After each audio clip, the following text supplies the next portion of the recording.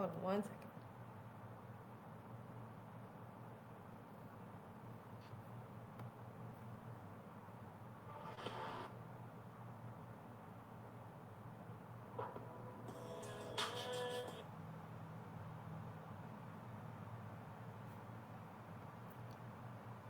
Hi.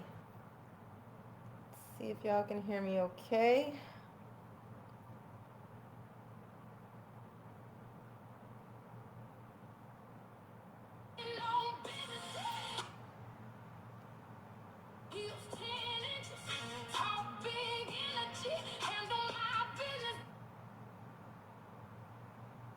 Okay. Hold on.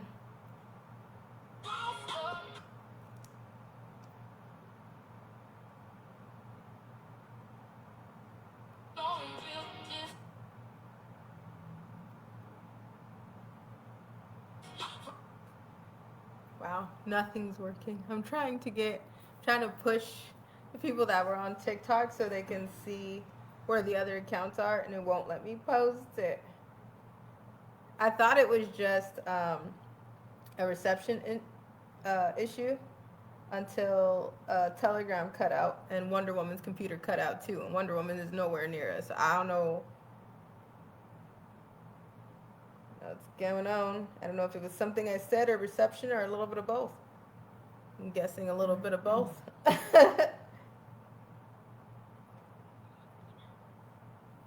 What'd you say?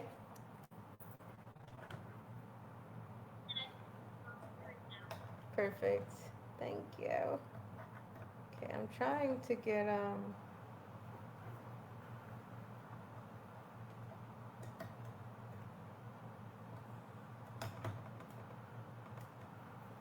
trying to send TikTok our other accounts. Trying to help. I'm trying to help. Y'all get your snacks. Get your snacks and get comfortable again. Sorry. Oh, bad word.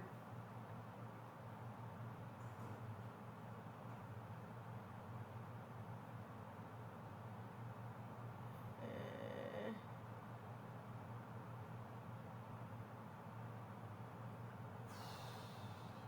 okay. Meh. 1 second.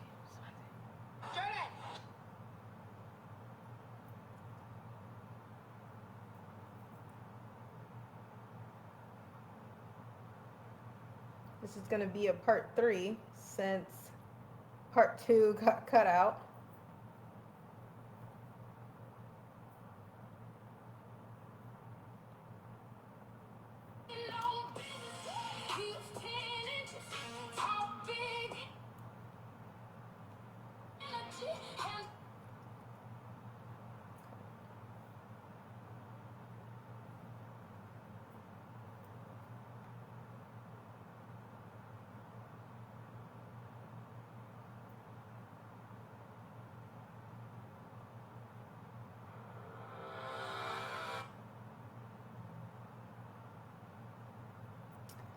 All right.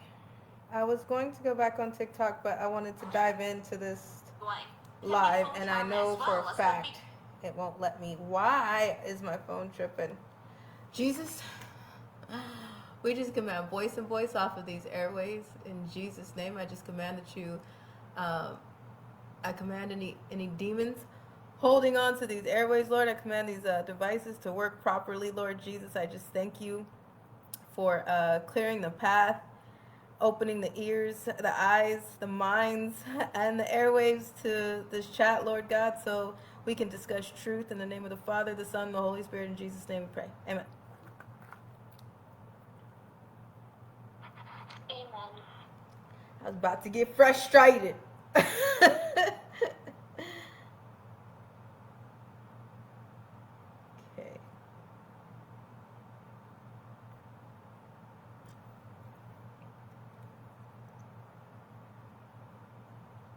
Okay. Gonna have to let that one go. Just gonna have to let it go. Just gonna have to let go and let God. Because it ain't gonna let me happen.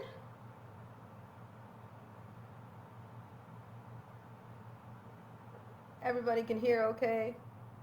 All right, so everybody heard the FBI report number that we gave out in the beginning. Eh, sorry. Everybody, how are you? I'm successful. Mm. How are you?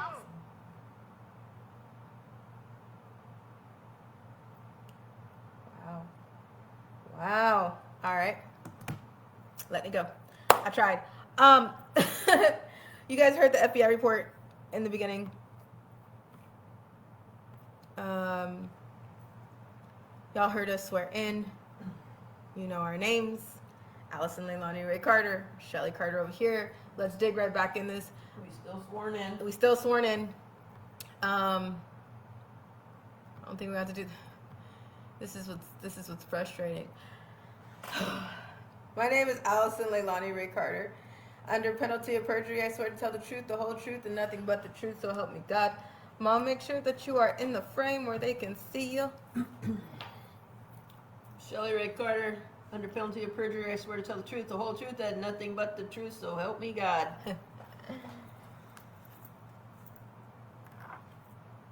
Okay.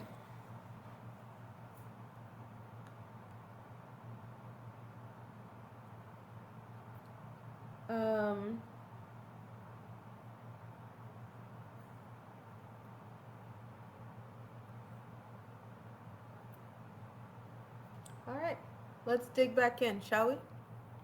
Pencils and papers up. You ready? Got your snacks? Anybody need a mamba? All right.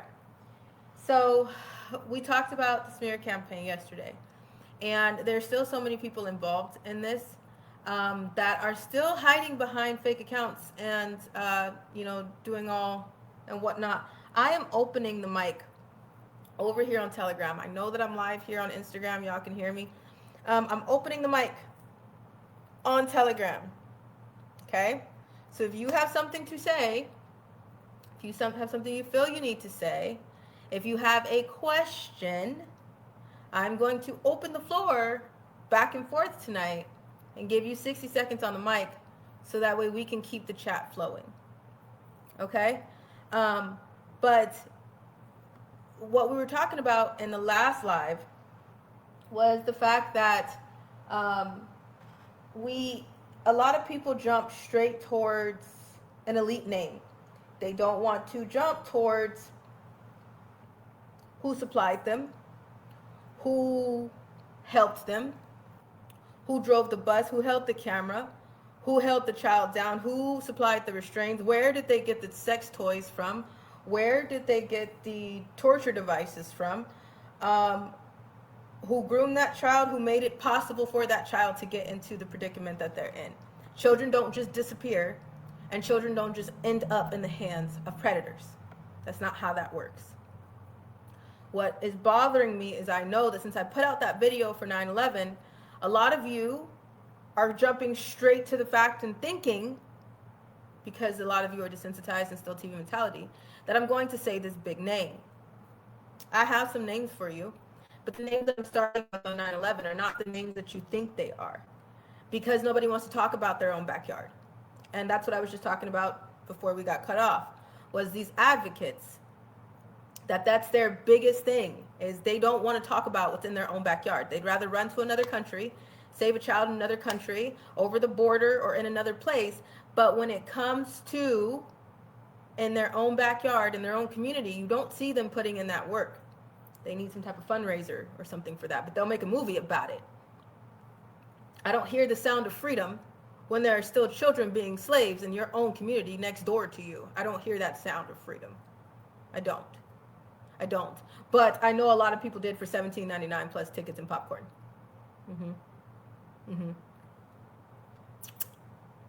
That $17.99 and the money that you spent on popcorn, the time that you drove to a theater, you could have spent that, less of that, on some poster board and a sign, stood outside for 30 minutes, 10 minutes. You could have spent less than that helping find a child or helping raise awareness so somebody could figure out how not to lose their child, how to help their child, how to have conversations with their child so their child doesn't end up in the situations that we're speaking of right now.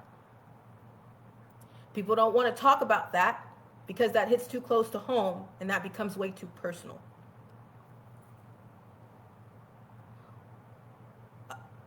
People jump to me and they get mad at me for what I'm telling you. They look to me and say, well, Allie, when is the arrest happening? Allie, when are you testifying in court? Allie, when does this person go down? I'm asking you the same question. And I'm asking you for help to demand the answers like you're demanding answers from me. Because I am not the only victim that is trying to tell you this information. However, I am somebody that's screaming very loud. And I won't stop. And at this point, if what we're doing from here on out for the rest of the year gets the attention of verifiable authority, good. Then maybe somebody will answer the damn phone and answer the reason why they haven't picked up the phone calls, replied back to the emails, touched the reports that have been made for years, acknowledged the things that have gone on for decades that I'm talking about that are not just about me. So if somebody picks up the phone or if somebody gets a hold of authority, tell them to call me back. If you have an issue with what I'm saying and you think that we're lying and you think that these reports that we're giving you are false, then check them.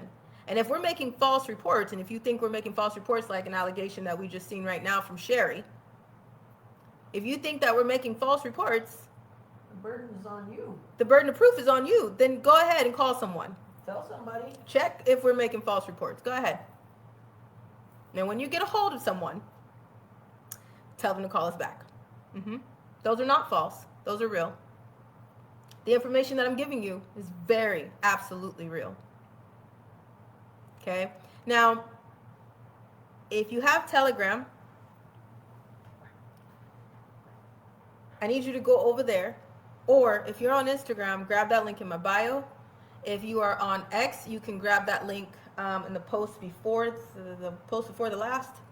If you're on Facebook, you can grab that link from my Facebook on the post before the last. Okay? And come on over to Telegram because we're dropping the receipts there. Other platforms, as you see, are very censored. We are dropping the receipts on Telegram as we're saying them, from screenshots, names, locations, pictures, and so much more as we're talking about them. Okay? Now, I said all eyes on the children, but I do know that we need to get some things straight first because a lot of people have these patterns, this pattern mentality. And we're going to talk about all of that. If you grab your snacks and stay with us for a few hours, come back for the replay if you have to. Right?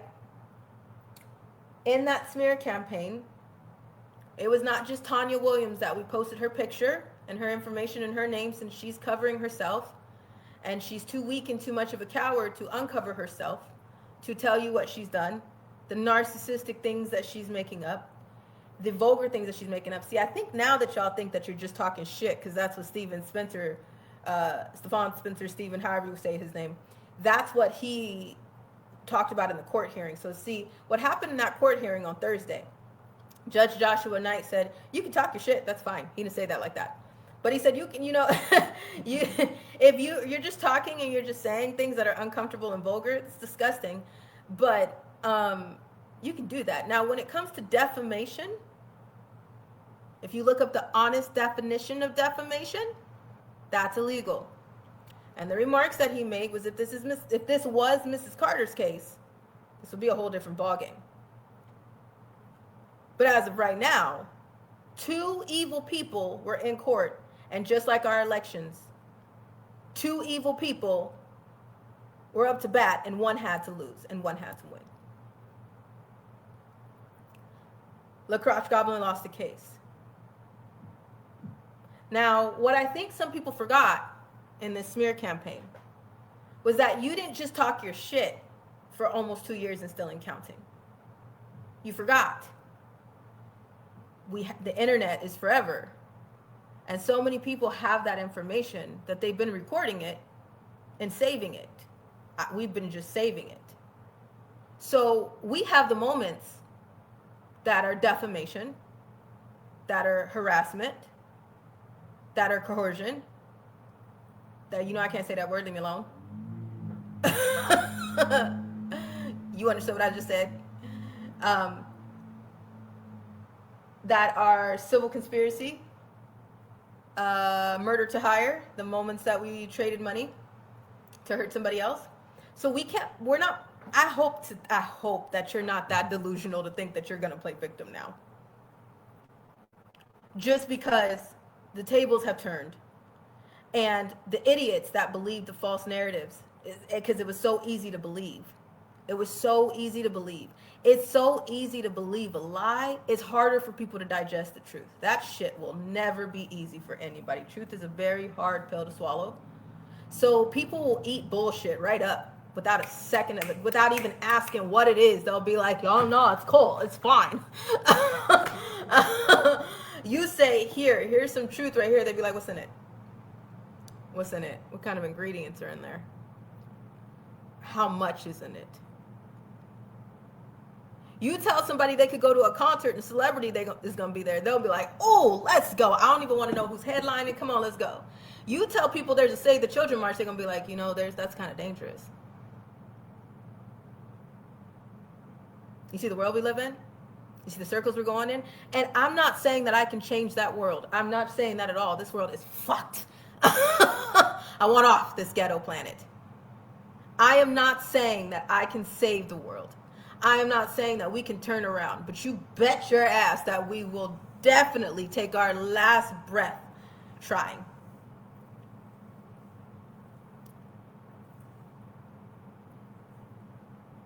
And if we go that way, that's the hill that we die on, because we're trying our best.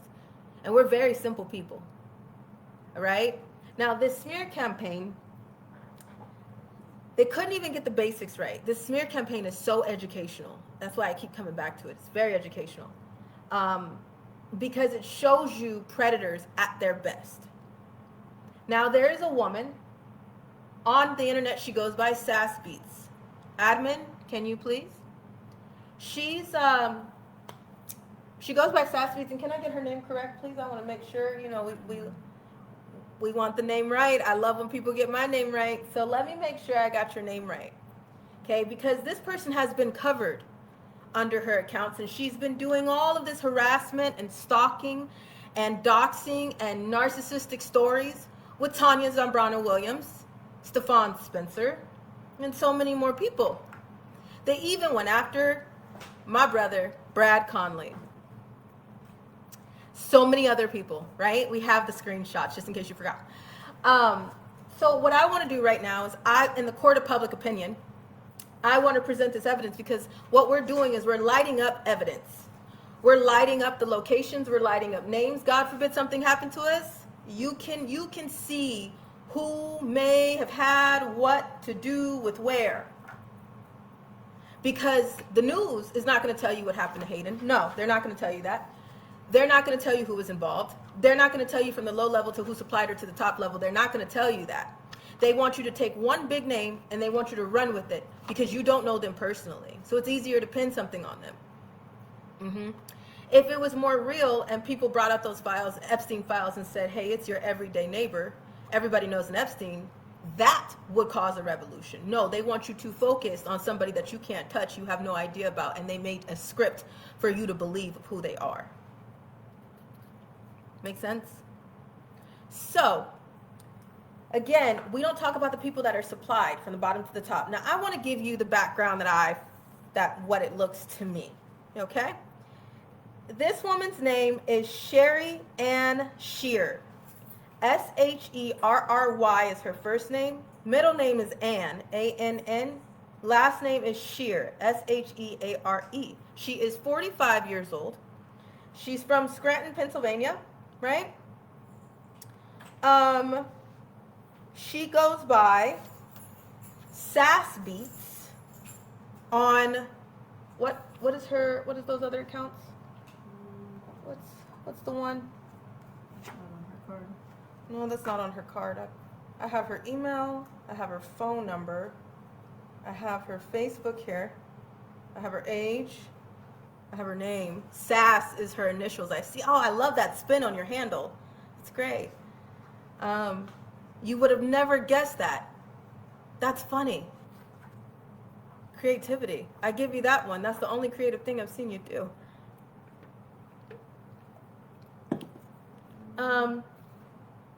Let me get her platforms for you. How do you spell Sass Beats? I think it's her initials. There you go. You just did it. A-S-A-S. Sass. S-A-S-S to me. But, yeah. So,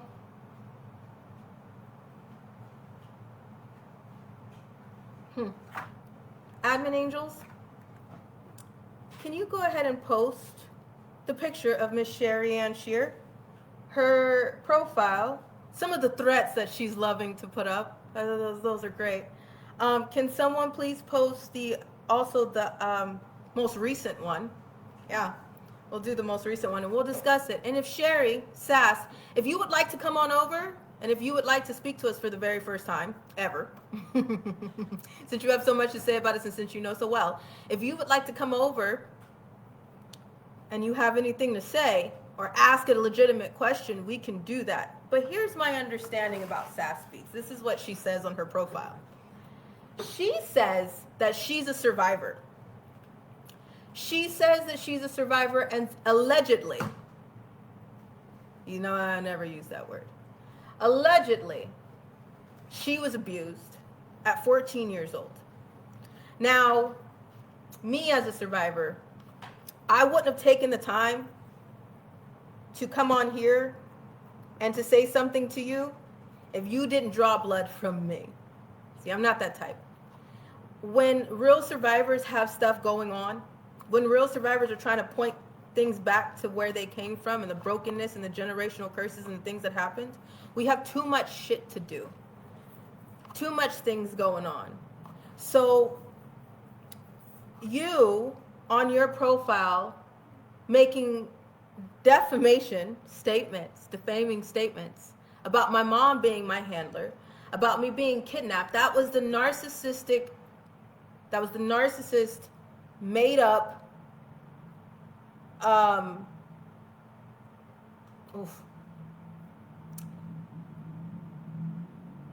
narrative.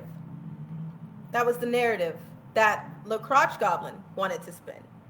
Now that she lost, and now that you know that you're wrong, and you've never asked me or talked to me, now I have to bring this to the court of public opinion because I'm kind of concerned. And I'm confused, Sherry, because my issue is, if you're a survivor, why aren't you using your voice to speak against the predators and the things that were done to you? Why are you using your voice to make fun of my mental health, to make fun of anybody's mental health? Why are you using your platform to make up stories and narratives that are illegal? If that's the case, we as survivors don't have the energy for this type of bullshit. I didn't do anything to you. You know, I also seen that you and somebody else, is that Kirsten? I'll get to her next. Kirsten Kewen. They're in the adult entertainment industry, which means they're into porn, smut books, erotica, working with porn stars, which means that either you're a victim that's still handled, or you're a victim that grew up and you turned into one of the predators. Because your obsession, your posts are telling me something different. Your obsession to kill me or to hurt me, your obsession to create narratives that incite violence are telling me something different. Either you know me and I don't remember you. Either you're a predator. It's looking like you tell me you're a predator without telling me you're a predator.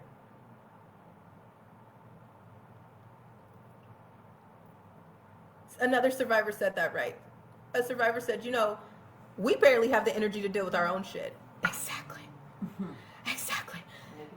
So I'm trying to wonder, you're calling my mom my handler. Let's see, what else has happened? And I don't know you either. Yeah. never met you, never spoke to you, ever. You're teaming up with Tanya Williams. You know, there's survivors that sell you the truth and that tell you the truth.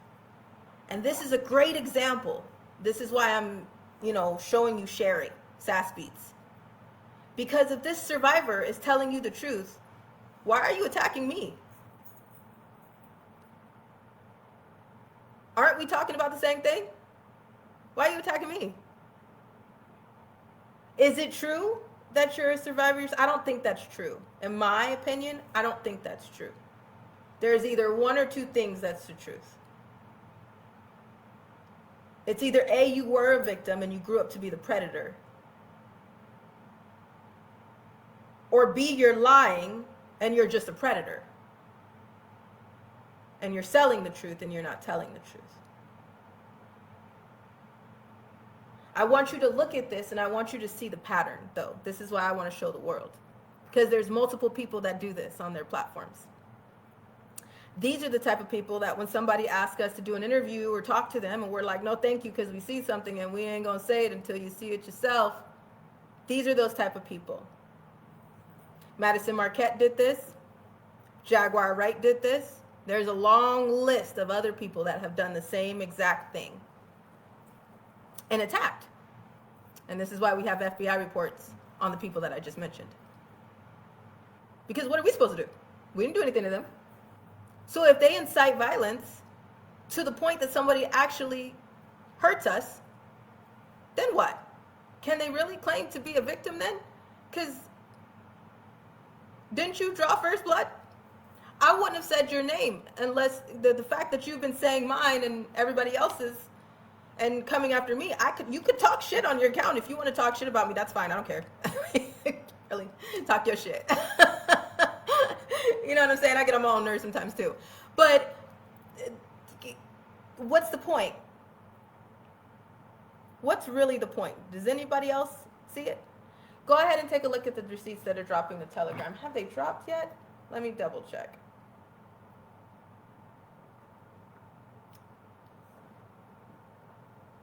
Mom, let me grab those receipts for you. Come on, frame. And why don't you have a little conversation with Sherry while we move on, because we need to get back to the children. We're taking away from the children right now to discuss predators. Do you see what I'm saying? But you guys have to see that. You need to see predators for who they are before we can get to the kids. Because if you don't see it, you're so focused on an elite celebrity and you're not focused on the suppliers. That's the point. So let's switch. I'll handle this. You switch with me. They're right here. Oh, so perfect. Okay.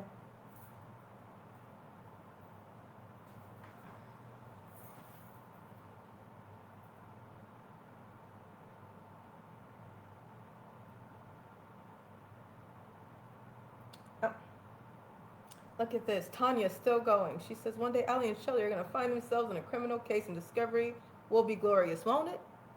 Come on. Won't it be glorious, Tanya? Please, help us. Oh, my God. Ain't that what we've been begging for, y'all? That's actually true. One day. We praying, too. Thank you so much. Thanks for praying for us. I don't know who you're praying to, but thanks for praying. We waiting for that day. And then Sherry says, holy shit, she got some glasses, must have got paid for harassing people. No, these are still the same ones.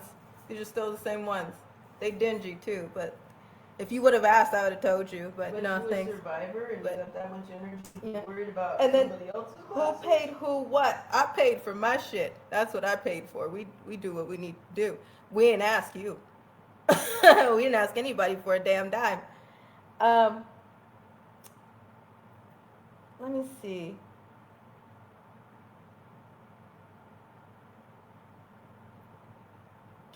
Give me 1 second. I need to transfer some things. I want to make this drop to Telegram for a second. I'm gonna pause the camera so I don't lose my place in what I'm talking about. Okay? So give me 1 second. I'm gonna shut off my mic and my camera. We'll be right back. There's a drop coming to Telegram in just a minute. I just need to make sure what we drop.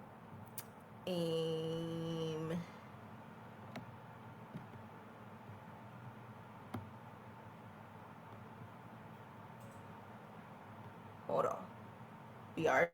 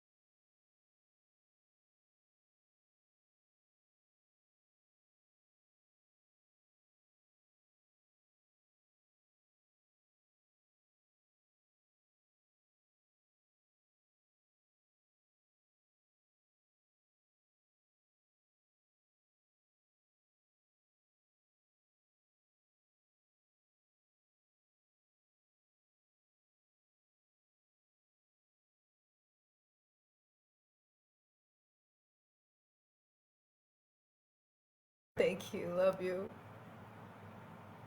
All right. Can y'all hear me okay on all the other platforms?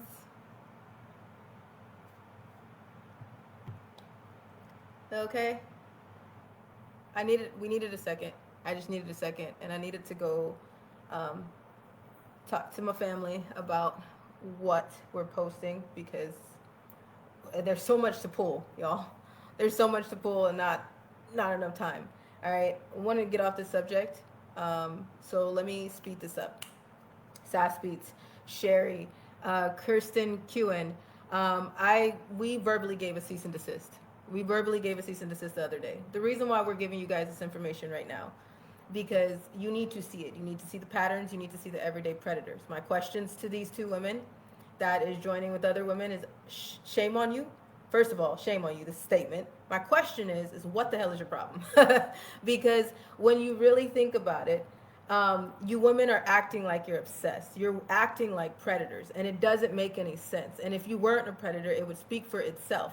Because if you were actually a victim to anything, you would be helping us raise our voice for the children. But instead, you're creating all these false narratives and trying to create all these false narratives while you're harassing, stalking, exploiting, doxing, and going after random people. That's just predator behavior. That's not survivor behavior. Okay? And we can't pull a victim mentality now and say, well, I'm being followed and I'm, no, fuck you, fuck that. We're not doing that. We're not doing that. Don't do that. Hold it with your chest. If you said what you said, you can say what you say and you can hold on to it. If I said something and I'm wrong, I do not mind admitting that I'm wrong. If I don't know something, I will tell you I do not know.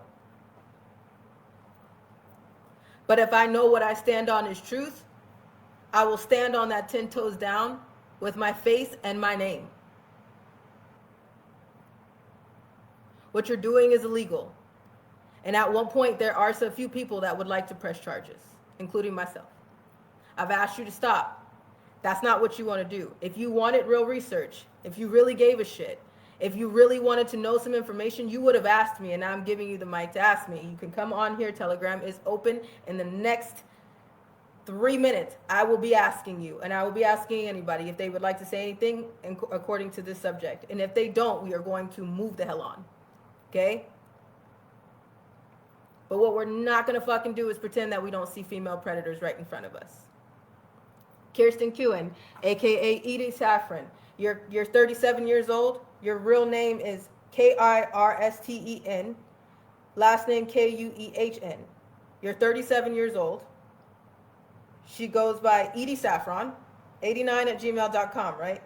The Peanut Lee, Eyes Wide Open, Peanut Lee. And she's from Illinois.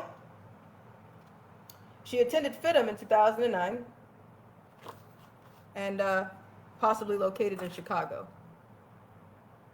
All right? Now, the reason why we went ahead and uncovered some of these accounts is because you won't uncover them. And tell us what your problem is.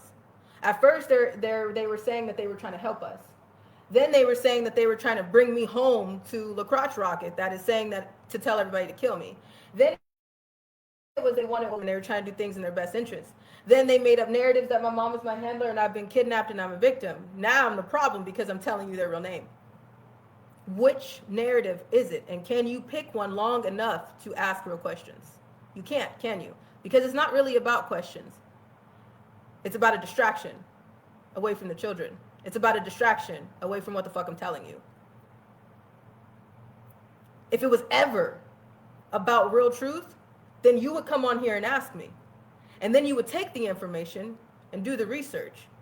And then if you really gave a shit about the things that I'm speaking of, then you would be speaking against other predators. You would be raising your voice to help children. But instead, you choose to go after the fact that I have dissociative identity disorder, which is a trauma response to abuse. If you were really abused, Sherry, by a teacher, then it seems to me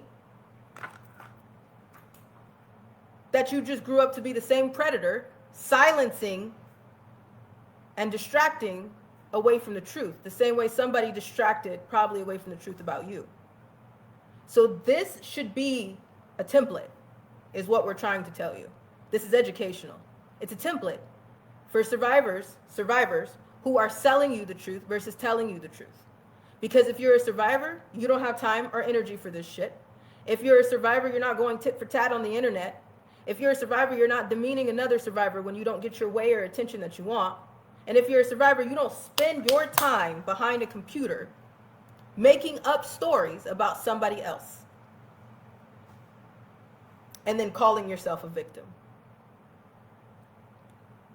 Let this be a template, because this pattern happens so much, and people bite into the stories that these type of people tell you.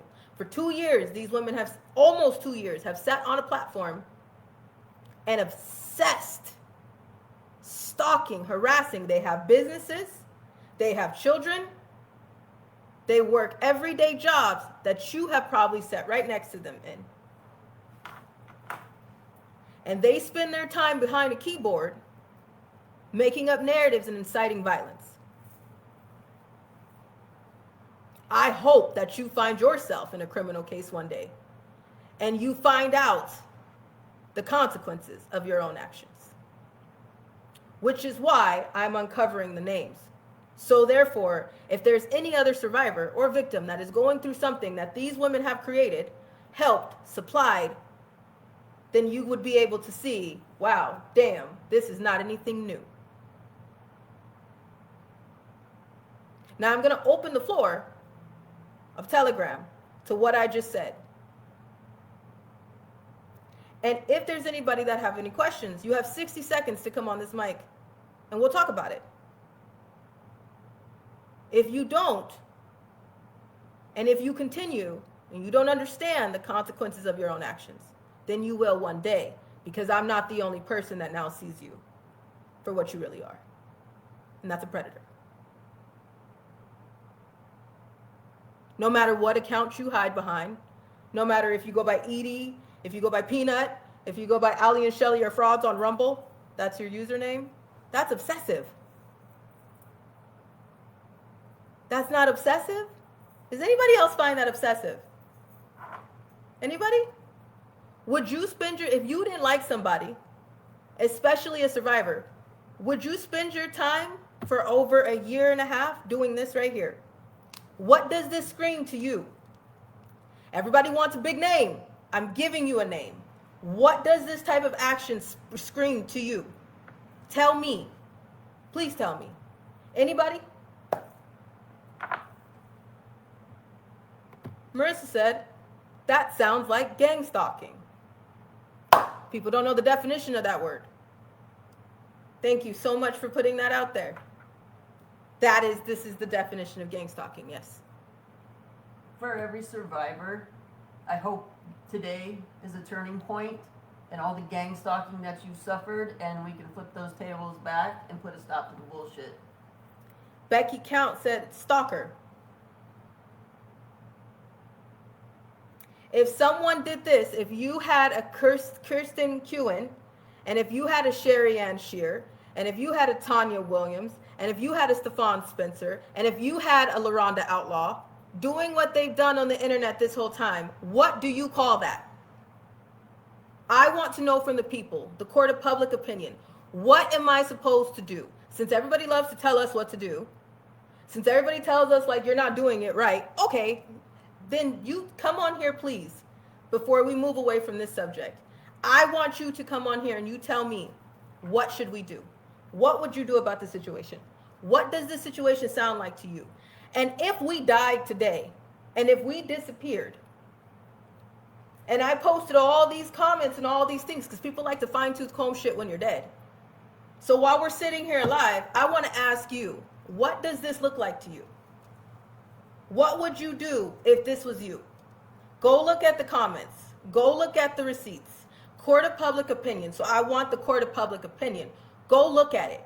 I want to know from you, after you read these things, and if this was happening, if you are a mom, put yourself in my mother's shoes. They never met you, but they're calling you a handler. They're calling you a pedophile. They're calling you all the things that we are saying has happened to us, and we have the proof of it. We're screaming to the world, and showing them the patterns. And then all of a sudden they're turning around and saying all the same things, but they're not talking about the truth about justice, or they're not calling anybody to bring that type of thing to justice. What is that called?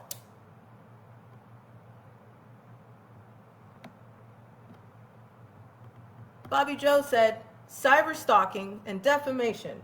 Anybody else? Would anybody like to speak on Telegram? The Telegram algorithm will put your hand down. That is not the admin, by the way. That is Telegram. So if you have had your hand up and it went down, it's probably just a Telegram algorithm timer. Go ahead and please put it back up. We will give you 60 seconds. The floor is open. If anybody would like to answer me too, if this was happening to you, if you are a mom and this was happening to you and your child, and you don't know these people, you've never met these people, what would you call this? And what would you do? How would you handle this? I just want to know what you call it. Well, it's been happening for 2 years and nobody has said anything. Candace Lane has her hand raised on Telegram. Candace, I'm unmuting your mic. Just wanted to give you that reminder. Telegram algorithm will put your hand down. But just to give you that reminder, 60 seconds so we can keep the chat flowing. Okay, love? Your mic is being unmuted. You're good to go. Hi.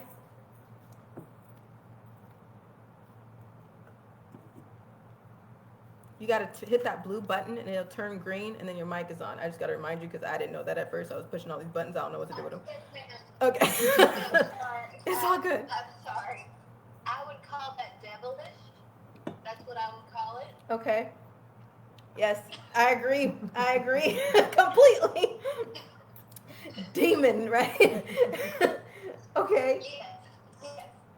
And what would you do if are you a mom, Candace, or your grandma, auntie?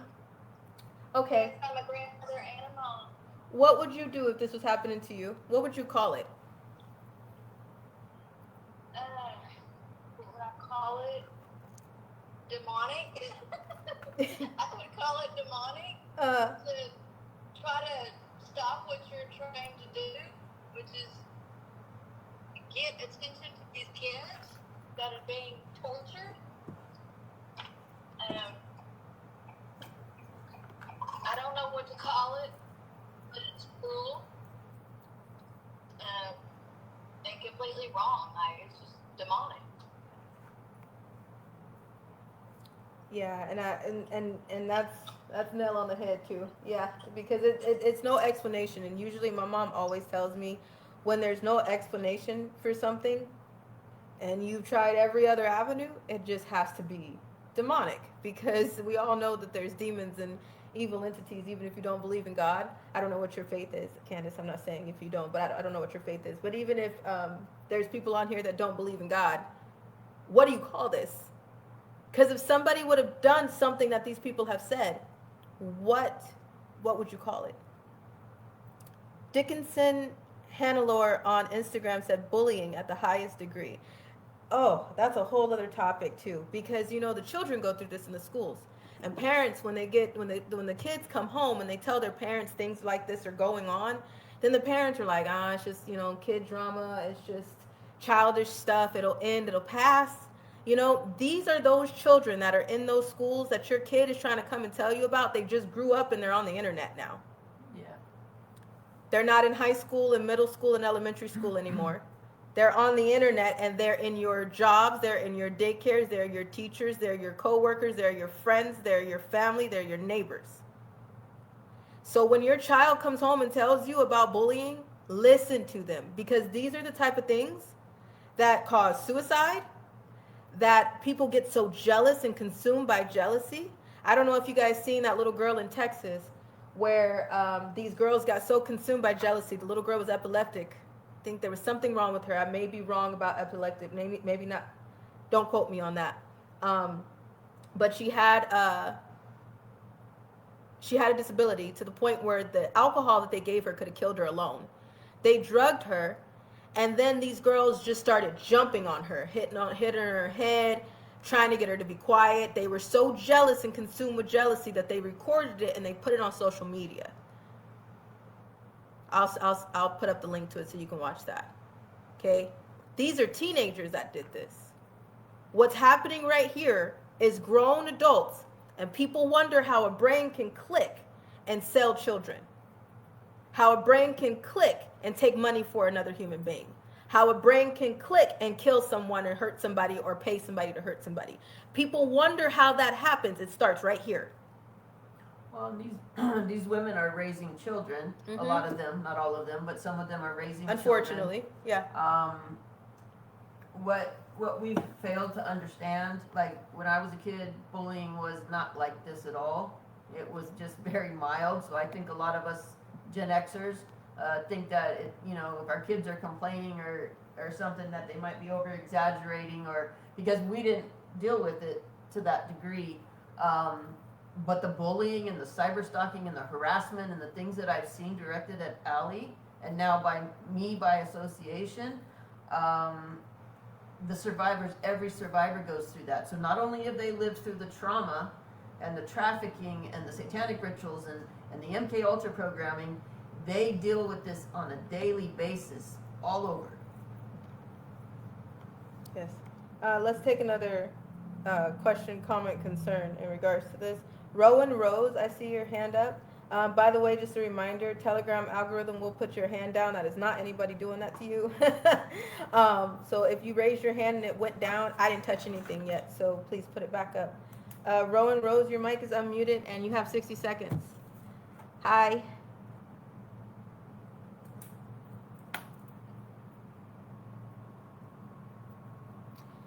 Rowan, you got to touch that blue circle, and it has to turn green for your mic to be on. Just letting you know. I got it. Hi, how are you? I'm all right. Could be better, but Can we you hear hanging me? in. Yes, I can hear you. First of all, I want to say I admire both of you very, very much. Thank you. My opinion about this is this, and this is what it was explained to me, because I myself have gone through gang stalking, harassment, defamation of character, slander, you name it. I tried to live by the 10 Commandments, and I have my whole life. It's obvious that the world is in a battle for good and evil. Yes. I don't understand why the churches aren't speaking out about Agreed. how demonic our modern day society has become. Agree with you. Yeah. Even on a level, just here on a community level, if you are a good and honest and person, people will literally turn away from you. Yes. And I personally believe that when we were all on shutdown from COVID, it triggered something in some people's minds and made people almost of a pack mentality. And the fact that these people are doing this to you, in my opinion, is that you are shining light on a whole bunch of darkness and you're scaring them. And the only thing they've got is to try to shut your light down. And honey, don't let them do that. Thank you. Thank you. I like that you I said. love you guys. We love you too. I like that you said mob mentality. That's what it's like. It's like a pack, like pack animals. They're like they are rabid dogs. But we've had enough.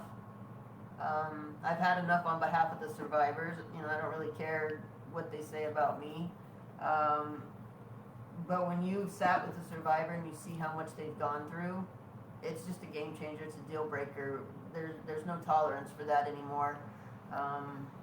So it's time. And you're right. We are in a battle between good and evil. I think if we could see in the spirit realm, well, war is raging. Yeah. So thank you for your comments. We appreciate it. Thank you so much, love. And we stand with you too. I understand. You said you've been through some stuff similar to this, and we keep going, keep pushing the same way. And thank you. I'm trying not to let them squish that light. That's why I keep singing that song. This little light of mine. I know that irritates some people. I'm gonna let it shine. So I'm gonna do it even more. This little light of mine. I gotta be petty in some things. I'm just kidding. Terry Calder, your hand is raised. We're gonna unmute your mic. You have 60 seconds to speak. Go for it, love. I miss you, by the way. Hey, how are you doing? We all right. How are you, love? I'm okay, but it's so good to hear your voice and talk to you for a second. Back at My you. opinion on it is the same as everybody else. It's bullying, defamation, it's obsession, it's stalking. But the point that always I come back to is why. Uh-huh. There is an agenda. There is something pushing these people and causing them. They are trying to silence something very important, and they wanted to get out. So my question to them is why? What is your purpose? What are you accomplishing? Because if I don't like something I see on TikTok or whatever, I scroll by. Exactly. I'm not going to engage and go after it. But they're coming with a mission and an agenda, and it's pushed by somebody for a purpose and a reason. And that's pretty much how I see it. Thank Exactly. you. Exactly. That's what I've been saying for a while. If somebody went back and counted up the man hours that they spent writing posts and doing podcasts, it would be mind-blowing how many hours people have spent. And you don't do that for something you don't like. So there's got to be a bigger agenda going on, just based on that alone. Yes. My brother, I see you. I love you, and I've talked about him so much. Mr. Brad Conley, your mic is unmuted. Sir, you got 1 minute and 30 seconds, because I said the hell so. Your mic is unmuted. Hi, Ellie. Hi. Hi, Shelly. Hey, how are you? I'm great. Good. It's good listening to you. I just wanted to say, here, so the accounts Sherry, Ronnie, and Tia, at least those three have targeted me, and the account Sherry did before, it wasn't even connected with you, it was connected with something else. So, obviously you get it much worse than I do, but I've got my own stuff going on, and I was amazed because I did not know that Sherry was on both of us like that. So Yeah. I just wanted to thank you for what you're doing, tell you I'm 100% with you, and then also give you that little bit of information because they're doing the same thing to other people, and I'm one of them. Oh, thank you so much for coming on here and letting people know that. And brother, I just have to thank you too, because I'm telling you, when we get to California soon, I need to hug you, because everything that you have done, I haven't gotten a chance to talk to him just yet, so just don't mind us, y'all, real quick. I'm fangirling over here. I adore this man. You have restored some faith in me. You really have. You, my dad, my uncles, my brothers, I want to thank you as a man for restoring some faith for me, for fighting as hard as you have been, for fighting on my behalf, for walking that letter in to the judge, to Judge Joshua Knight, and then for fighting through all of this smear campaign as well. It's not easy to stand in, so I just wanted to thank you myself. Yeah, no, and thank you too. Really, thank you even more. I did kind of get that. I was actually blown away by Shelly when I realized that just doing it a little bit was helpful to you because so much healing. Your experience with men. Yeah. And so when I realized that, because Shelly and I was born in the same year as Shelly, in the same hospital that you were born in. Wow. And so, he all in the same neck of woods. Yeah. It's that close. So, I was in San Bernardino. I lived in Rialto until I was 9. Then I lived in San Bernardino until I went to college in LA. So, it's much older than you, but, it's in the same circle. So I went to San Gregorio High School. Oh. We could walk to Patton from there. Yeah, it's so close. Yeah. I had friends. I lived actually by Waterman, so just north of St. Bernardine's up there. Yes. And I went to school at a district, so I went to school in Highland, even though like my sister went to San Bernardino High School, but so since I was there, there were a bunch of kids that I met in high school. I knew just a little bit before that, but they went to Bonnie Ohl. You know, a lot of them went to Bonnie Ohl. So a lot of the places you talk about, you know, I didn't experience it the same way, but you know, the same place, the same kinds of things. And so anyway, I just wanted to you don't need to thank me because it's always like way more for me. So like just the last thing, if I just can tell you one more thing, it's that by being able to advocate for you and to, you know, take the heat. I mean, because it's not much, it's just online heat, but to do that is I can't always because of what's happened with me. And it's for another time, but you know, I have 3 children of my own, and so when people defame me or they say bad things about me, they lie about me, you know, my kids have to know that, or they know it at least indirectly. They know it's not true, but it all has an effect. And so being able to advocate for you is also a way. It's a way for me to do what sometimes I can't do for my kids or what they don't need right now, but that sometime in some way, if they're ever to look at it or if it ever comes back, I want them to know, like, I was fighting the whole time. And when I didn't do it for you, I did it for other people. And also, and I learned from actually I knew it, but I got really corrupted by your dad, actually, that, you know, I was saying, I had said something, and he made the point that it's not just you, but it's all of you, you know, it's all of us. Yeah. It's the altars, it's all the other people. So I'm mindful of that too. But no, just 100% appreciation and respect for everything you're doing. And you don't need to thank me though. It's I get more than I give, that's for sure. Well, thank you. Anyways, you're still such a gift to us, and it's an honor to just know of you. I can't wait to meet you. Yeah, I can't wait to meet you, and I'm looking forward to finding ways that we can work together, because it's totally crazy, Allie, that you and I can't work together, right? We have a lot in common. You know, we have a lot different, but we have a lot in common also, and we're all about the same thing. And we can't even meet each other. I can't even get in the same place as you, but we got people that are totally organized running against us. Yeah. And that's bullshit. I mean, we deserve way better. We deserve better haters than the ones we have. These people are not very good, but they're a lot. Yeah, they're not very bright. We deserve better enemies than that. I swear that needs to be put on a shirt. Yeah, you especially. But I've got to go. I got to go inside for something in real life right now, so I got to go. But I'm going to stay on the call, and I can talk more later. Okay, thank you. I think other people want to. I took it. I'm at a birthday party, and I just saw the candles on the cake. So it's time. That's your cue. I'm still here though, so if you want to talk to me, you can call me out. If I hear it, I'll raise my hand. Okay, thank you so much. We appreciate you. Thanks for being on. Okay, I'm super proud of you. Thank you. Proud of you too. Yeah. Thanks. Oh man, he's awesome. Mr. Brad Conley, y'all.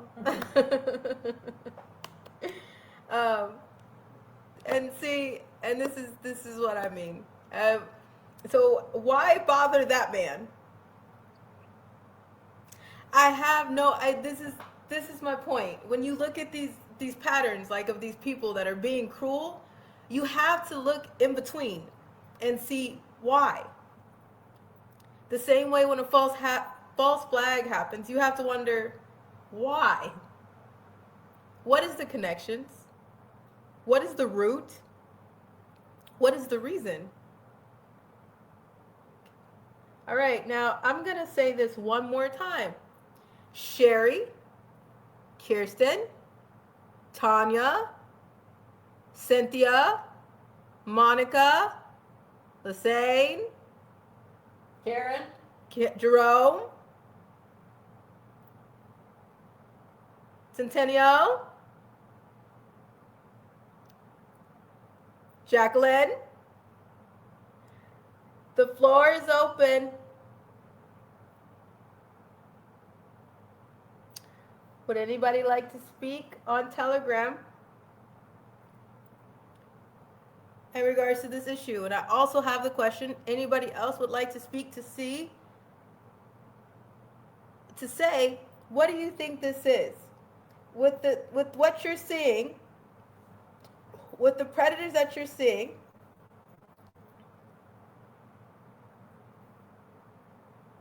what is this?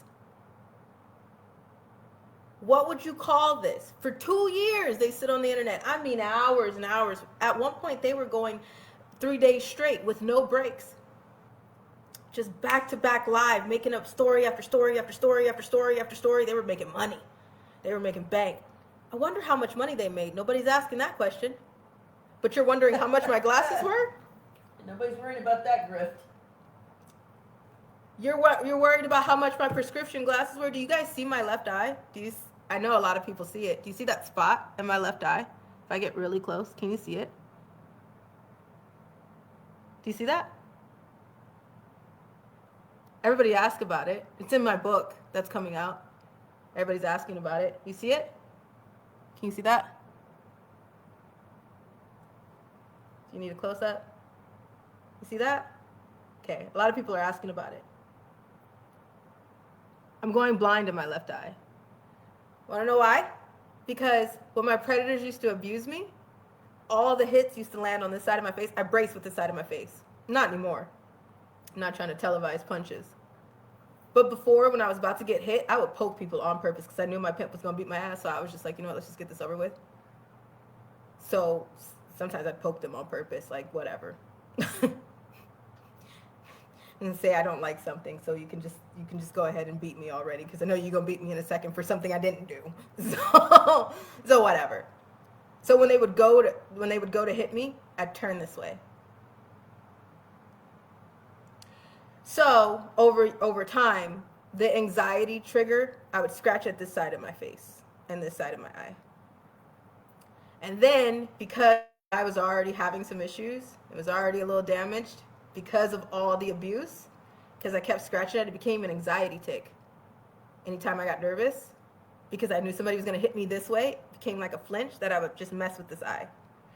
Over time, sitting in the car for 5.5 years straight, and the bright sun, and on the phones and on the devices, I already had a scar in this eye that nobody could see. Because if I wore my scars on the outside, I don't think anybody would love me.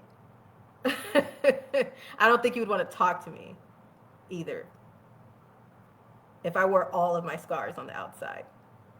But there was already a small little scar there. If you go back to videos about 3 years ago, you won't see this big of a scar. You'll see a really tiny one. It's getting bigger and bigger and bigger. That involves a surgery. It involves a cornea transplant. And as an MK survivor, that is a cadaver part, which means that eye, cornea, that may belong to a victim of organ harvesting. So we have so many things to think about before we go through with the surgery. And besides that, the satanic ritual abuse and taking somebody else's organ, now I also have to wonder if her eye could be linked to programming, MK Ultra programming, because they have a programming for everything. There are blind kids in Allie's system. There are kids that can see just fine. There are deaf kids. So there's a lot of things to consider. There's also the fact that we have nowhere to recover. This is a surgery, look it up, it's called keratoconus. This is a surgery that involves getting out of the light for at least 6 months to a year. I need to eye patch and complete dark for a minute. Your eyeball is like a camera lens, so it goes in and out when the light comes on. So sometimes the lights bother me. Okay? So these glasses are prescription, and sometimes I have contacts in. I got my glasses on iBuyDirect, if you wanted to ask that. I love that website. It's great for prescription glasses. And being that I am basically just about blind in my left eye, it takes a while to get glasses like mine. These are prescriptions. So these are so I can see, because I be banging into walls. I have depth perception too. My depth perception is also, I be grabbing for things. I'm also, my dad knows and my family knows, I'm also a clumsy person sometimes. Depends on who's up. But be banging into walls and stuff and reaching for things that are further than they appear. Okay? So the comment about my glasses, if you would have just asked, it's simple things. I could have answered you. These are prescription.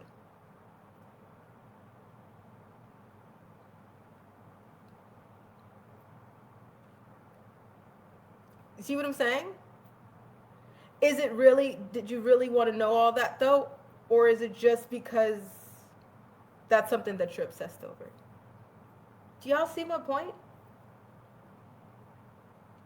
What does this sound like to you? What does this help you with saving any children? Does this help you with bringing the predators to justice? If my mom, according to you, is such a predator, then how come you haven't called someone to tell them that? And if that's the case, then how come somebody hasn't called back to check on it?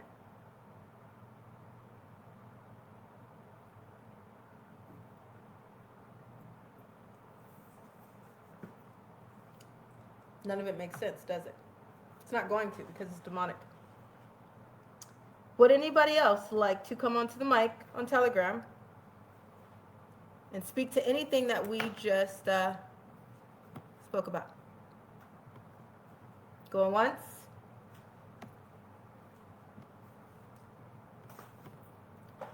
Going twice?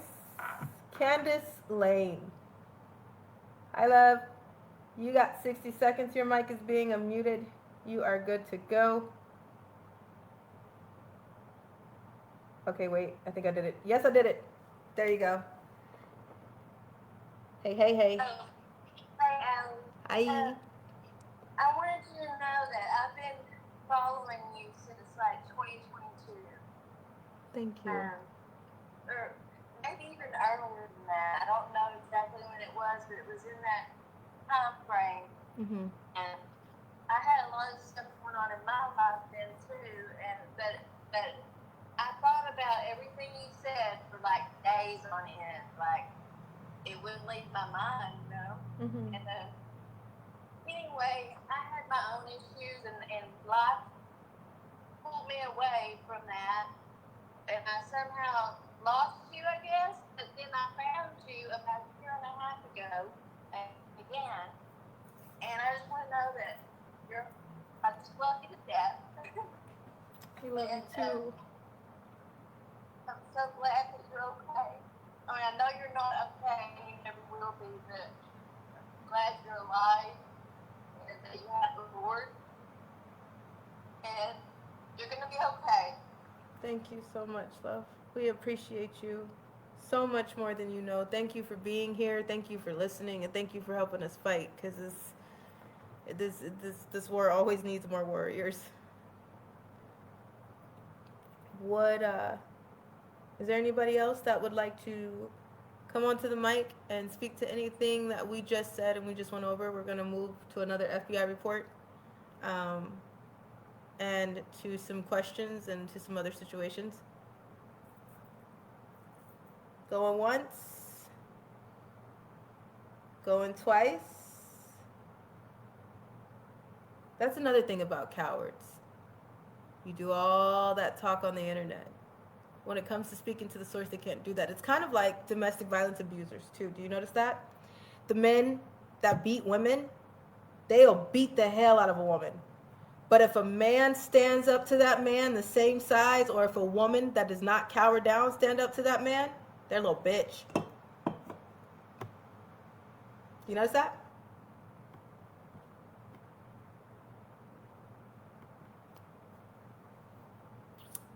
Anybody notice that? Anybody ever went through that?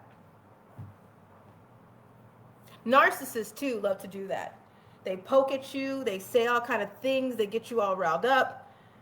They make up stories about you. They get you out of pocket. And the second that you react to them, then you're the problem. They're like, look now, I'm the victim. Why are you yelling at me? You made me do it. My abusers used to do that, too. Same actions as everybody else. Same actions. All right, we're going to move from this subject. Moving on. Let's move to some questions. What I wanted to do was yesterday,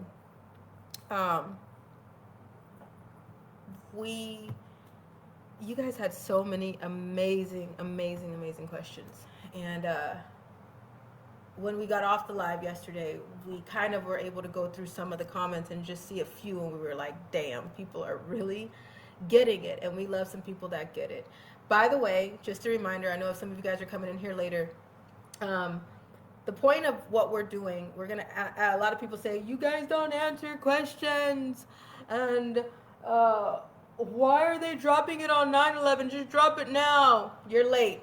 You're the one that's late. Don't talk your shit. You're the one that's late. Talk your shit to yourself.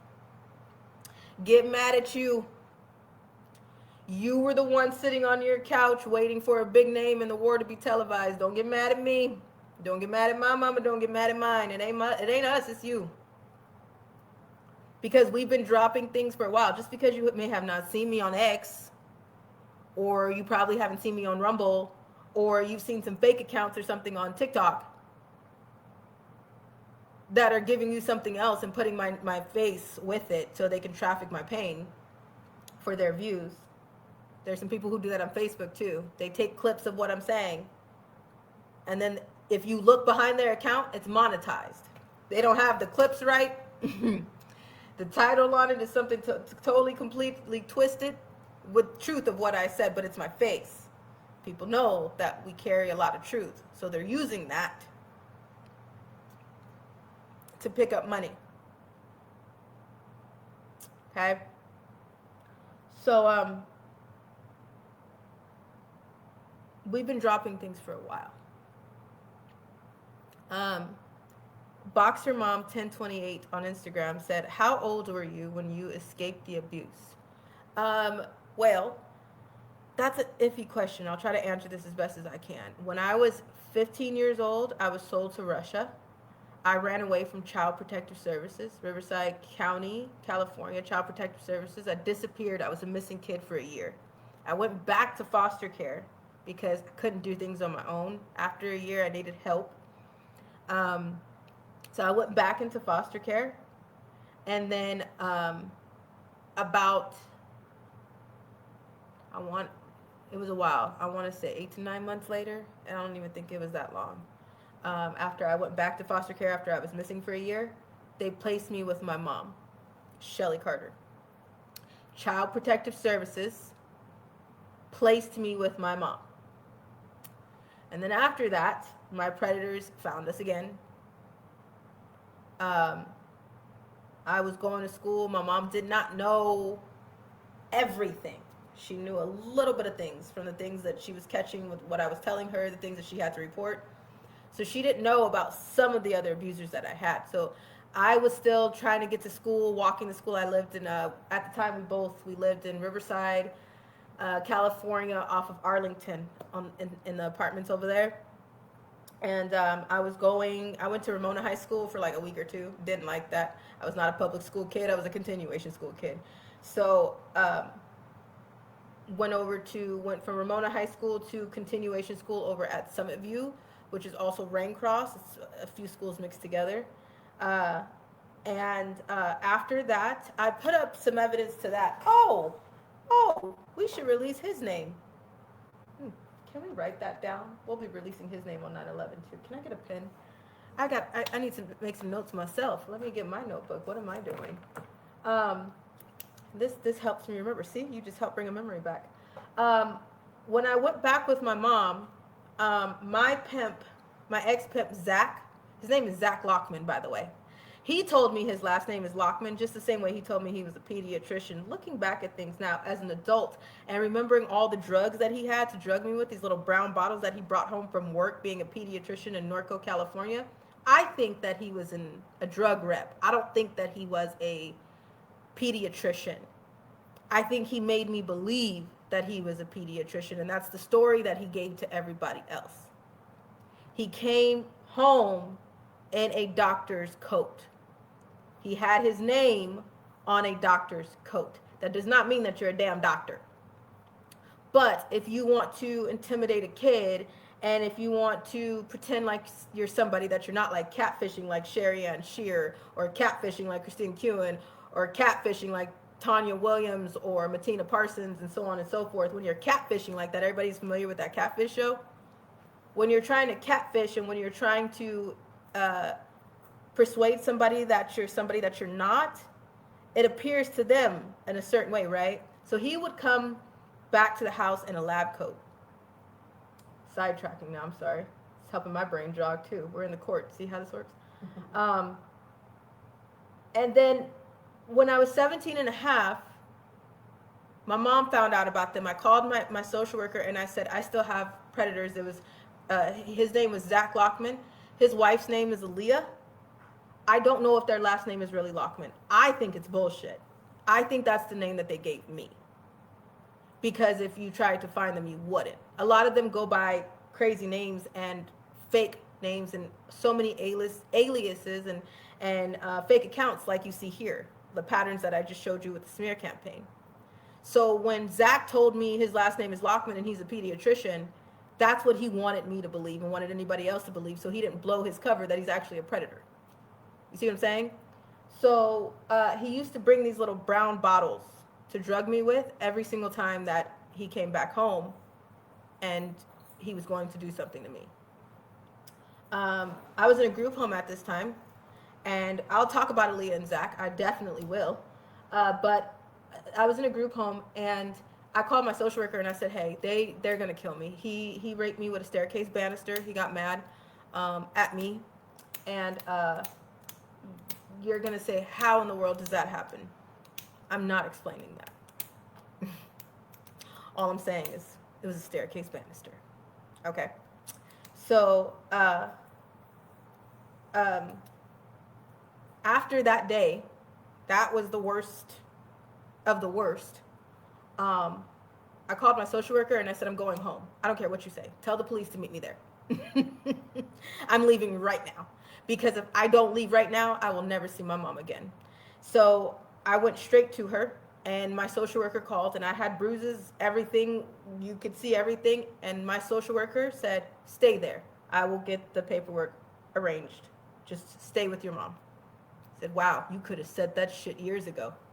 You could have helped me out years ago and let me go home years ago. But since I had just came back from being a missing child after being sold to Russia, and then I had another predator and pimps. These pimps lived in Jurupa Valley, California. They live on a, let me just say this, just in case, God forbid, since we're in the court of public opinion. They lived on a road that is named after the smell of rotten eggs. Let me say that again. They lived on a road that was named after the smell of evil, rotten eggs. They are from Eastvale, California, Sunflower Fairy. I'm so glad you're listening. I love you. Thank you so much for listening. Your comment is pinned. Okay. They lived in this house on that road.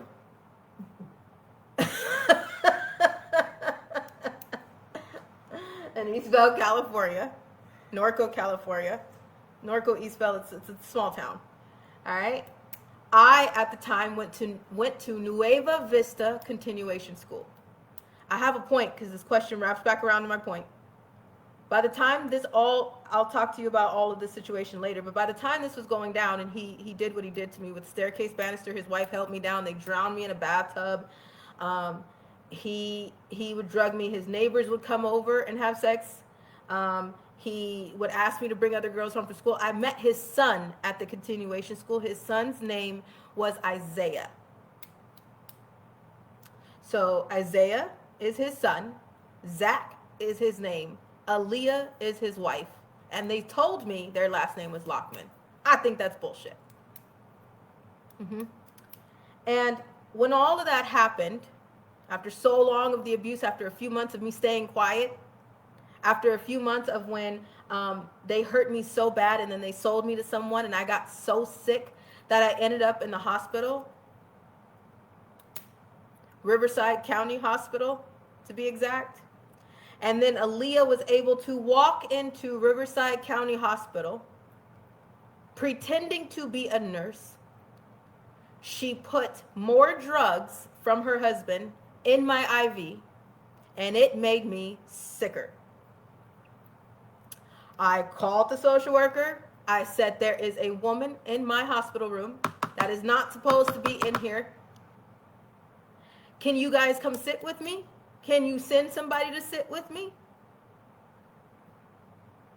They sent my group home staff after it was already said and done. My group home staff at the time, her name was Tamika. I know Tamika will remember me. Because she came and sat near my bed the morning after when I was extremely sick from Aaliyah putting more drugs that Zach gave her, being whatever drug rep he was, into my IV. And the hospital let her. Riverside County Hospital, Riverside, California. When the EMTs picked me up, the paramedics, when they picked me up,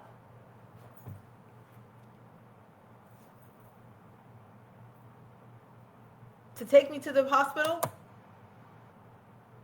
the paramedic, the EMT, knew Aaliyah. They were friends.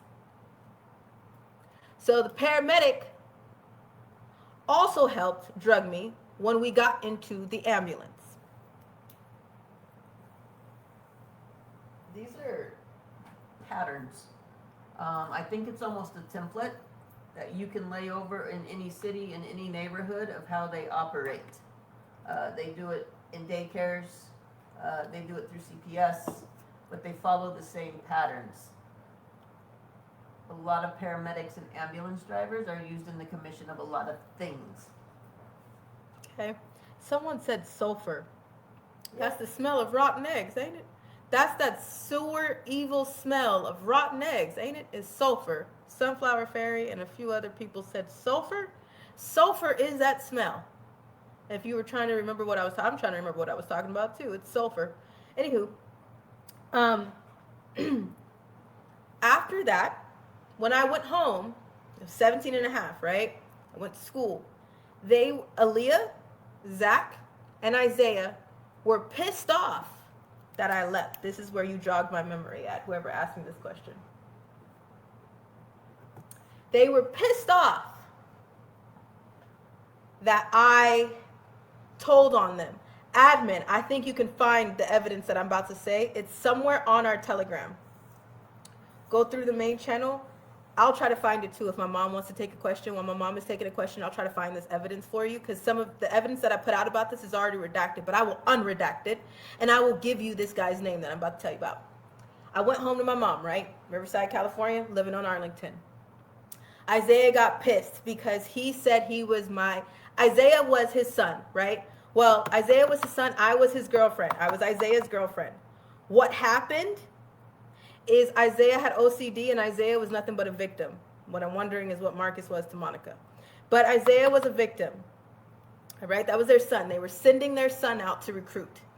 He came to the automotive section in Nueva Vista. I was the new kid at the school. I was the troubled kid. I was the vulnerable kid. It was easy to get to me, all right? He came to me. He said, hey, you want to come to my house? Let's talk. I'll be there for you. You look like you're going through a lot. Got to me. We go to his house. We talk. We sit in his room. Of course, what do you think happened? We started to have sex. Yes, we're grown here. We're adults. I said I was a child sex slave. All right? I did not say I was having fucking tea parties with people. Okay? So before anybody goes, wow. Yeah, I know. That's what child sex slavery is. You would think. So, anywho, we started having sex. And then we got up and got in the shower. I will never forget that day. It's always stuck in my brain. Because when we got in the shower, he dropped soap on my feet. When I tell you that boy lost his shit. He was OCD.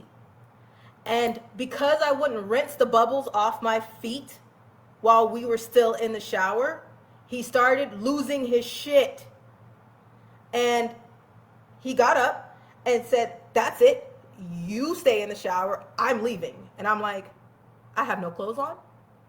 We're in the shower together. I'm in your house. Your parents are not here. I'm a foster kid. I'm about to get in trouble. The fuck you mean you're leaving?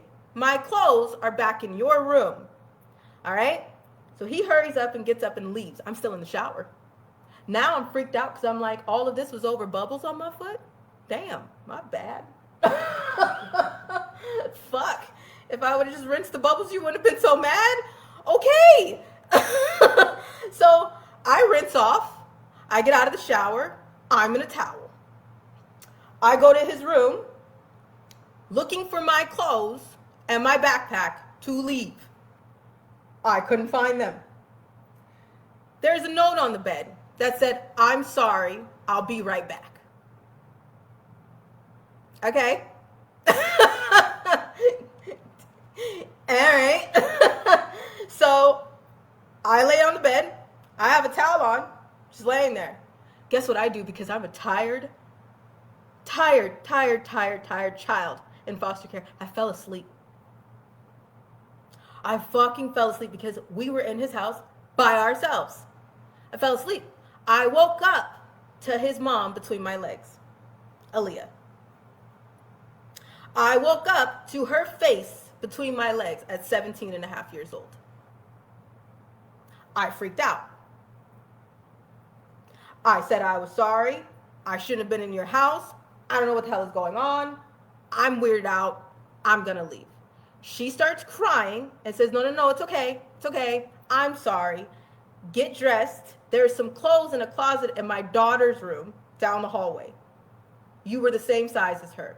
Go in her room and get dressed. Come downstairs. I'll make you some food. It's okay. I'm like, all right. This is not weird. Okay. I still have no clothes. So I go to Emily's room, her daughter. Emily, did you hear that? Her daughter. Emily, the girl that died, is her daughter. That's her daughter. Supposedly, allegedly, her daughter. Because I still don't know who that little girl was. And at this point, I'm wondering if she was just somebody that Isaiah brought home too. All right? So I notice that there are deadbolt locks on Emily's room. I go get clothes from her room. I get my backpack. I go down the stairs because it's a 2-story house somewhere on that evil sewer egg-smelling road. See my point? It's a 2-story house. I go to the kitchen. I say, it's cool. I don't want any food. I'm going to go. This has been weird enough. That's enough for the day. I'm out. Right? I leave. Isaiah comes to me and says, I'm so sorry about my mom. Because I tell him what happened. He says, I'm sorry about my mom. We just lost my sister.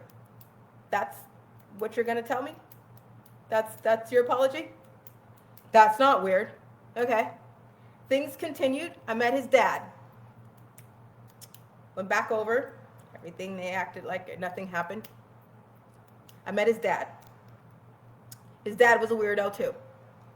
They like to have family sex. And they like to have their neighbors come over. And they were swingers. Okay? I was with Isaiah. And then somehow it turned around that I was their daughter and Zach's wife. Okay? So Zach kept promising he was going to marry me. When I left and finally went home to my mom, they were still around. And they got upset that I left. And that we didn't get married. So when I went home to my mom, it's wrapping back around my point, I was going to Summit View Continuation School. There's a police report on this guy. Zach and Aaliyah sent someone to rape me. He was a pool guy. He cleaned pools in Riverside, California. He had kids. He lived close to, is that Monroe? Yeah. He lived close to Monroe Street.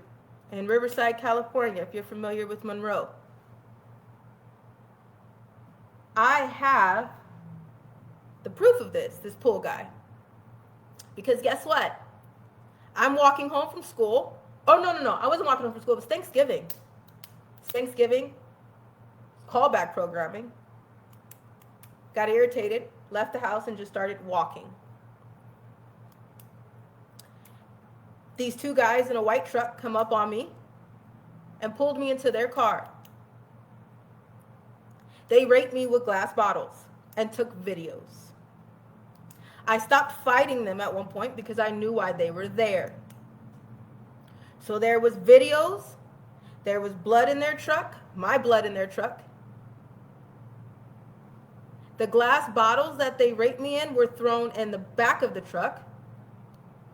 When the police in Riverside County was called and they found this man, they found the video that they took of me while they raped me. They found the glass bottles in the back of his truck. They checked his pull truck and they found my blood and DNA in his truck. Ask me what they did with the case. Go ahead, ask me. I'll tell you. They dismissed it. And you want to know why they dismissed it? They dismissed it because I had a past as a trafficking survivor.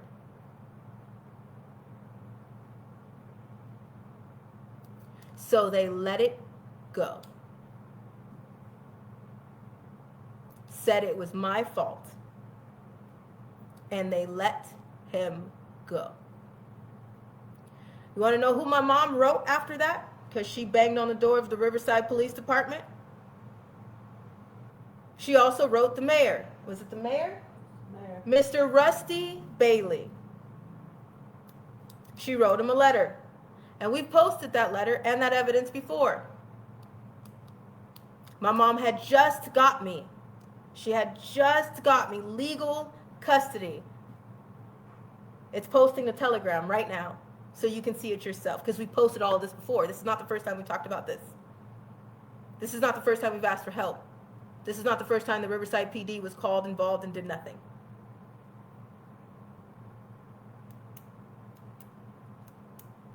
I had on this necklace that had little puzzle pieces on it.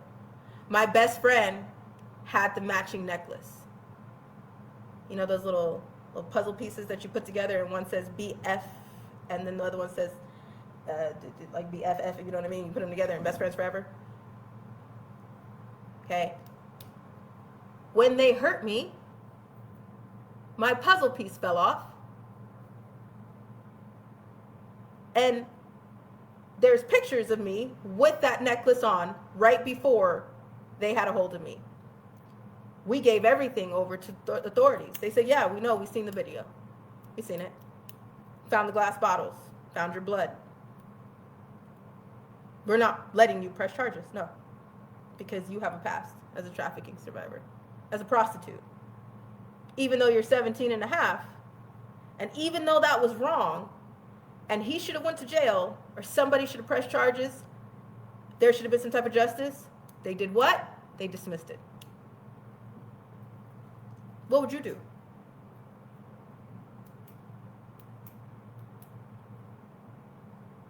Let me see if the receipts are posting. Hold on.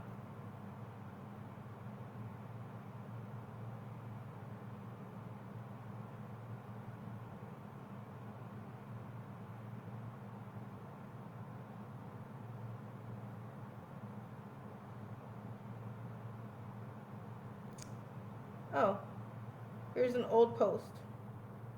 Thanks for finding this, y'all. The Cove Water Park, right next to Patriot High School. Yeah.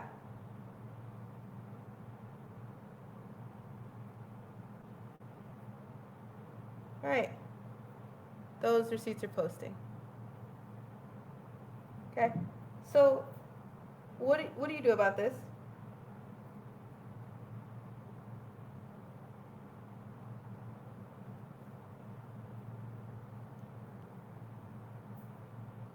Maria said, so because you were a victim, they dismissed you being brutally victimized? Got it. Yep. That's about right. That's our justice system. Mm-hmm. Now, if my mom would have took things into her own hands and went vigilante on the fucker, then they would have listened. She would have been in trouble. But no, we had to let it go. Why? Because he lived not even a few streets down. He had kids. He had a history and was on the sex offender registry. He had a history, too.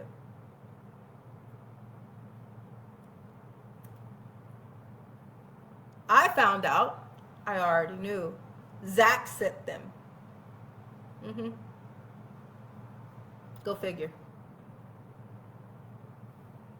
Go figure. I had to get out of the car. There was a rape kit done, by the way. This didn't just happen and we just called the police. No, there was a rape. I've had so many rape kits. It's ridiculous. I hate rape kits. Disassociate. You would too. Okay? If you don't know what a rape kit is, you have to go into the hospital. You have to open your legs. You have to let them comb out your pubic hair. You have to let them get DNA samples. Fingernails, clipping underneath fingernails. Mm-hmm. We were there for about 24 hours. Yeah. It was the whole thing. It's a whole thing. It's a whole traumatizing thing. Okay?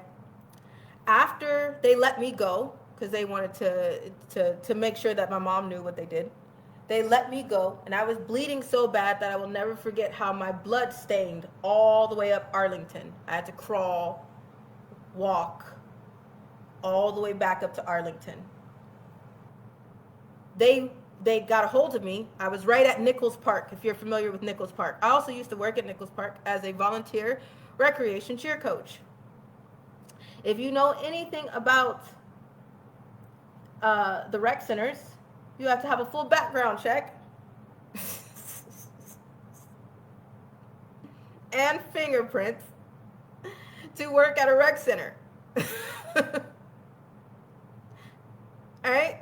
So that means that what I'm telling you is true, because if the rec center hired me, they have to run a full background check on me with fingerprints. All right? I used to work at Nichols. So Zach sent them to Nichols Park. When he found out, that's where I worked. And when I was taking a walk that day, I was headed to Nichols Park. Wasn't too far from where I lived.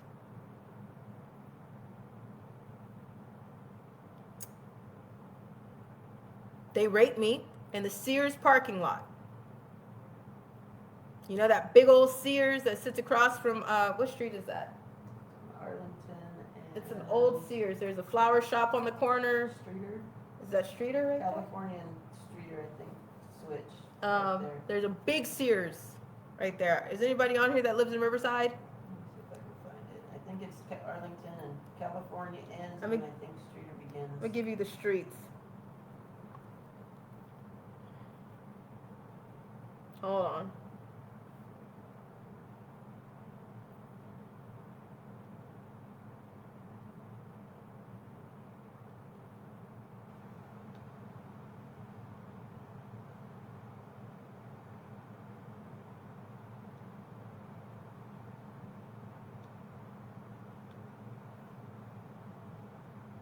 Yeah, it's on the corner of California, Arlington, and Streeter. It's on what? It's on Arlington, but it's at California and Streeter. They kind of turn into each other. Okay. So now I want you to, you can GPS this. So from Sears, I walked from Sears to Arlington to get back to the house to my mom, where she called 911 and we went to the hospital. The blood from Sears back to where I lived. You can take a look at it. Just GPS it together. All right. Now, what would you do if you were a mom? Again, these are your everyday predators. Everyday Epsteins. When I find this guy's name, because we have this insurance, there's insurance receipts dropping to Telegram right now. The receipts that are dropping the telegram were originally redacted. Well, I feel like at this point, there's no need to redact some stuff. I'm about to unredact it because since nobody is answering the damn phone about the shit that we went through, then I guess I'm just going to have to start unredacting shit until someone answers the fucking phone. Answers the files. Answers the FBI report or the police reports. Attorneys do their job that they sit in the position that they claim that they have. Until somebody does that shit, I guess I'm uncovering names. I'm not inciting any violence. I don't condone it either. But I have the right to tell what happened to me from the bottom to the top, right? And since nobody's going to do anything because people listen different when you're dead, then I guess this is the way that I got to do it.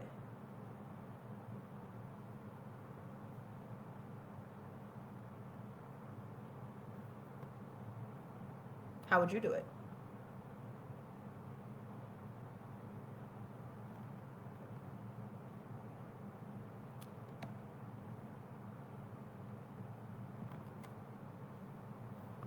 Give me a second. Let me help them with the receipts to this.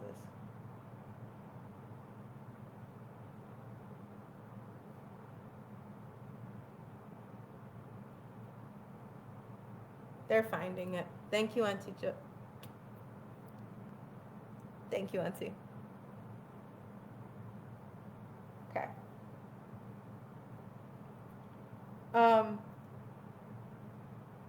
You'll see the letter that my mom wrote to Rusty Bailey, the email, when she begged him for his help, and we got no response.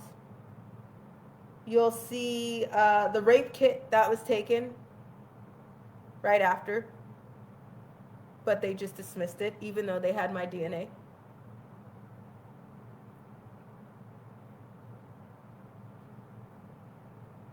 Again, that was Riverside Police Department. Riverside, California Police Department.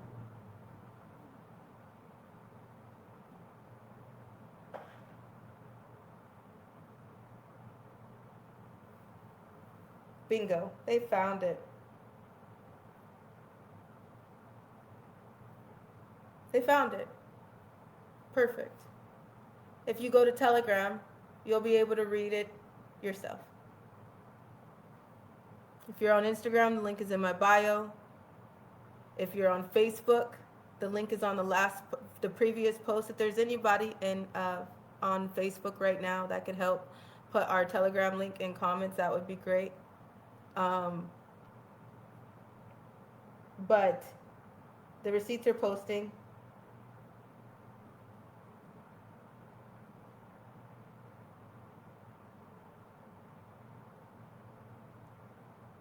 So take a look at that.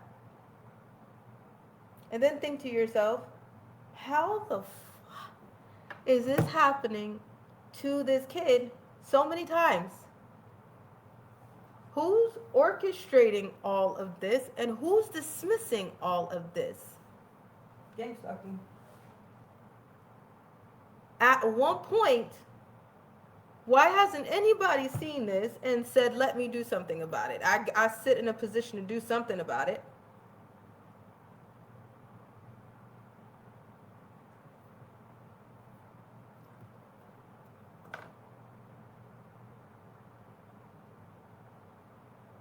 There's the rape kit paperwork. The rape kit paperwork is dropping to Telegram right now. So you can see the rape kit with the date from this. It was 11/25/11. So I told you it was around Thanksgiving. It was November 25th, 2011. I graduated in 2012. Told you I was going to that school over there. You know, truth always ages well, and the timelines will add up if you actually look at evidence. I don't know if you guys understand what we're doing. So we're not just giving you FBI report numbers for no reason.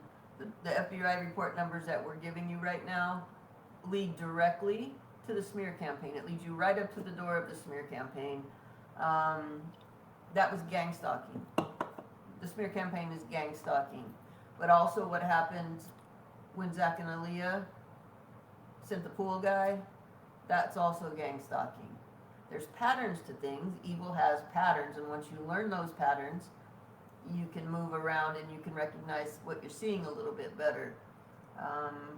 There's a reason that Allie's not out of my sight. There's a reason that we're always together, and it's because of the gang stalking and shit. It doesn't stop for survivors. Every MK Ultra survivor will have a gang stalker. If they move, it takes about 6 months before they pick you up again, which is the reason we continue to move the way we do. Everything we do is with intent and for purpose and strategic.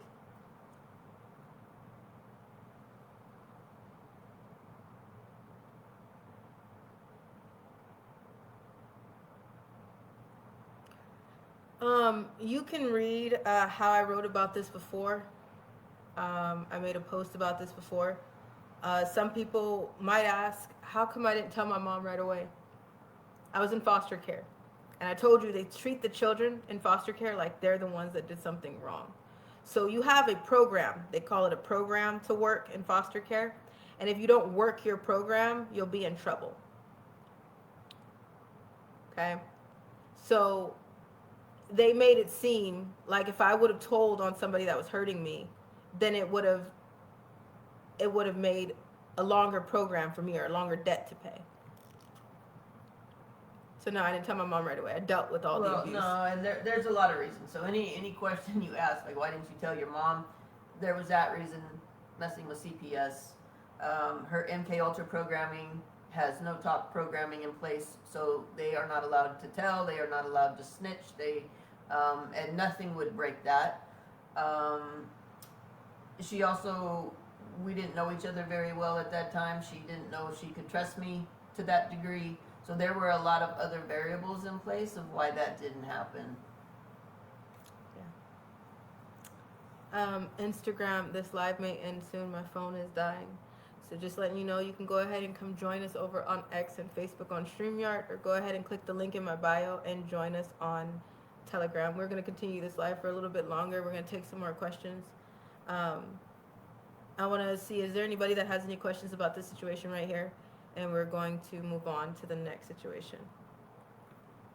If you would like to come on to Telegram, you can raise your hand. Telegram algorithm will put your hand down if you had your hand raised. Any questions, comments, statements, concerns about this situation that we just talked about? When we have to call an insurance holder, we have so much evidence. We don't have everything right here, right now, to be able to pull it up for you and tell you what this pool guy's name was. But the rape kits, it just dropped to Telegram, that paperwork. The email that was sent to Rusty Bailey at the time, 11/25, November 25th of 2011, between that time that this happened, that just dropped to Telegram. There's something else that goes with this that I'm not sure of, but if you give us a little bit, maybe 9/11 or so, this situation will come up again, and somewhere between 9/11 and going forward, and I'll be able to come back to this name of this pool guy, and I'll give you the name of this guy. So you can also make sure that if you're in Riverside, California, you stay away from that, and if something ever happened to us, you'll have a trace. Okay? Any questions, comments, concerns, statements in regards to that? I'm going once.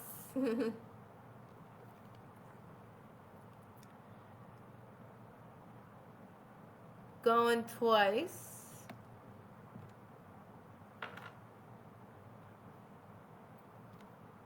Going 3 times. Debbie Newton.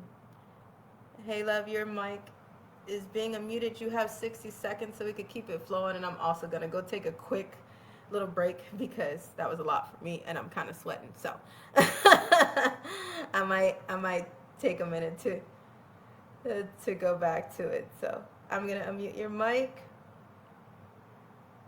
If you press the blue, it'll turn green and you are able to speak. Your mic. Can you hear me? Yes, I can hear you. Press blue and green and you are able to. Can you hear me? Yeah, I can hear you. Hello. Hi. I've been following you since probably the bonnet video. Hey, thank you. I was in Vegas. Okay.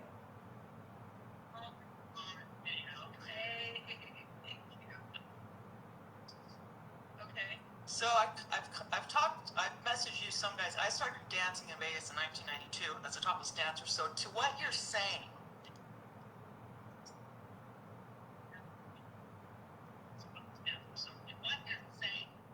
I've experienced that too through some things that I've experienced in the club. Everybody is crickets now. Mm-hmm.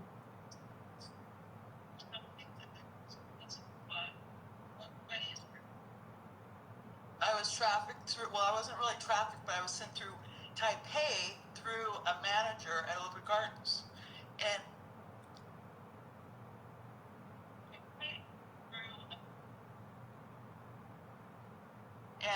I spoke to that manager a month ago, and he totally denies it now.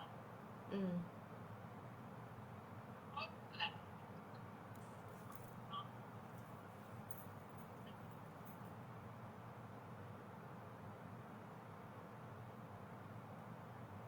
Hello. I think she was dropped due to the feedback. Oh, I'm sorry. I heard what she said, though. I think I'm from a survivor to another survivor. I'm so sorry. I'm sorry that you went through everything that you went through. I thank you for being here now, and I'm proud of you for existing because it's not easy. And I'm so sorry about that he's not going to admit it. That again, another demon that knows what happens, and it probably still continues in the club, and nothing is going to be done about it. I've been to many strip clubs and many brothels. Dennis Hoffman is another big one. So many people look towards elite. If you want to look at an elite brothel, that man was beyond evil. I had to deal with him myself and see how he treats everybody else. And it's sick. It's sick because you wonder what clicks in these people's brain to be so evil and make it and let it continue. I'm so sorry about everything that you've been through.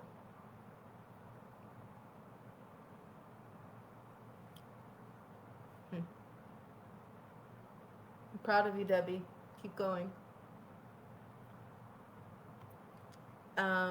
Another comment here, Pat Addison said, I am speechless and I don't have to tell you that your childhood was a living hell.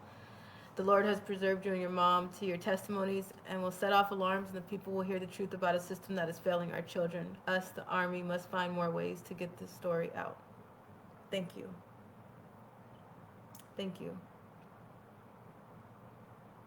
This is what's the problem. You know, a lot of people continue to keep this going in circles. No one says anything, no one does anything when it comes to bringing the truth to justice and accountability. Nobody pushes that hard. They'll push hard for the stories, the trauma porn in the elite world. When it comes to the everyday predators, everyday Ghislaine Maxwell's, it's hard for people to digest that. So I am going to take a quick break, but while I take a quick break, I think, do you want to answer a question? You want to take a break? You want to answer a question? Okay. We're going to grab a drink, a cold drink. This is warm. There's a little fridge over there in our hotel, so we're going to go grab something cold, breathe for a second. Another thing I wanted to show you is my shirt. Someone said that this was merch of mine. It's not. It's merch of 5 and below. It's not mine. It says I am not responsible for what my face does when you talk.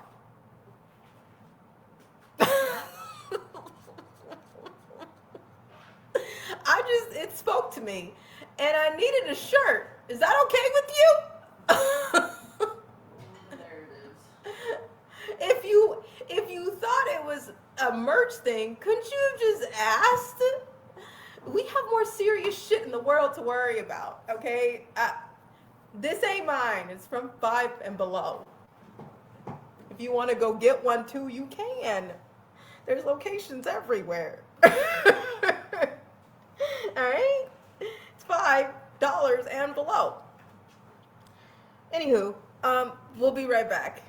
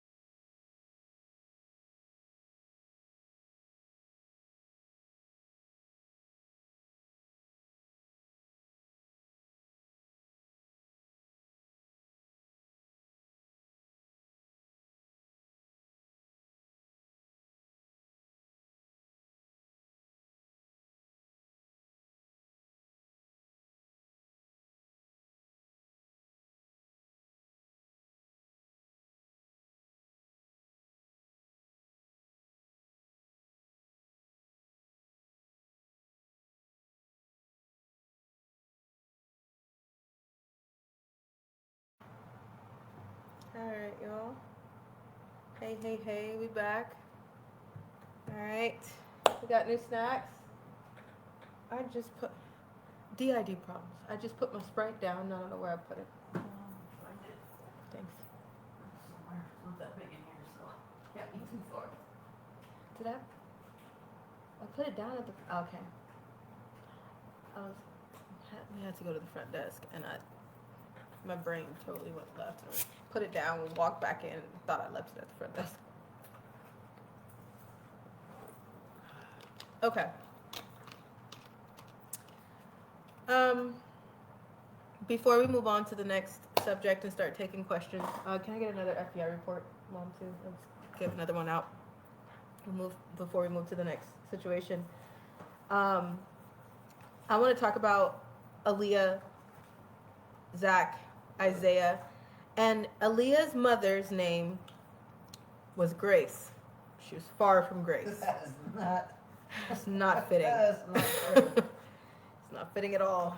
Aaliyah, I want to talk about Aaliyah for a second. Aaliyah, when I was in the situation with Aaliyah, she was 42 years old. I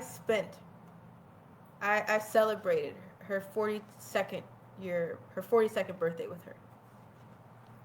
Okay? So I'm positive she was in her 40s. I don't know if she was actually 42. She probably was trying to say she was younger than she was. She did that a lot. But at least I know she was in the 40 age range or going up. Okay? I was 17 and a half. She was 42. The last time I seen this woman, she was 42. Okay? Aaliyah had a background. Her daughter, Emily, died. And I don't know why she died. They didn't really tell me. They just said she died.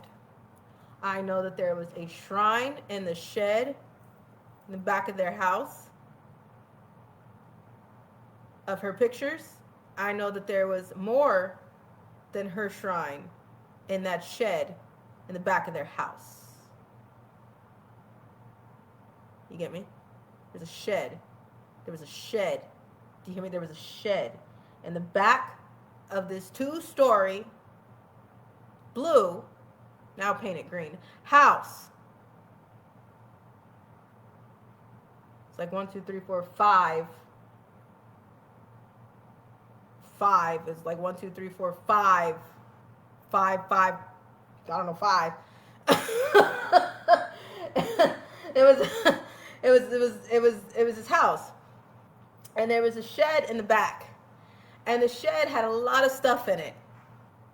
The shed had a lot of her daughter's stuff in it. Now, from my understanding, Emily's room was still left the way that it was before she died. She had these prayer hands and stuff up on the fireplace that was in loving memory of Emily. There was a deadbolt lock on Emily's door. All right? Anytime that I supposedly got in trouble with Aaliyah, she would do little shit. She would just, that woman hated me. I don't even know. So, sidebar. Yeah.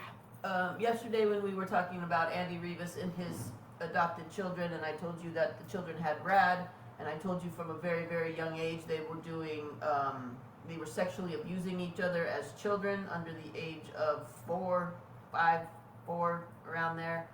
I told you that they were doing sexual and violent things with animals. That's the same pattern as Aaliyah.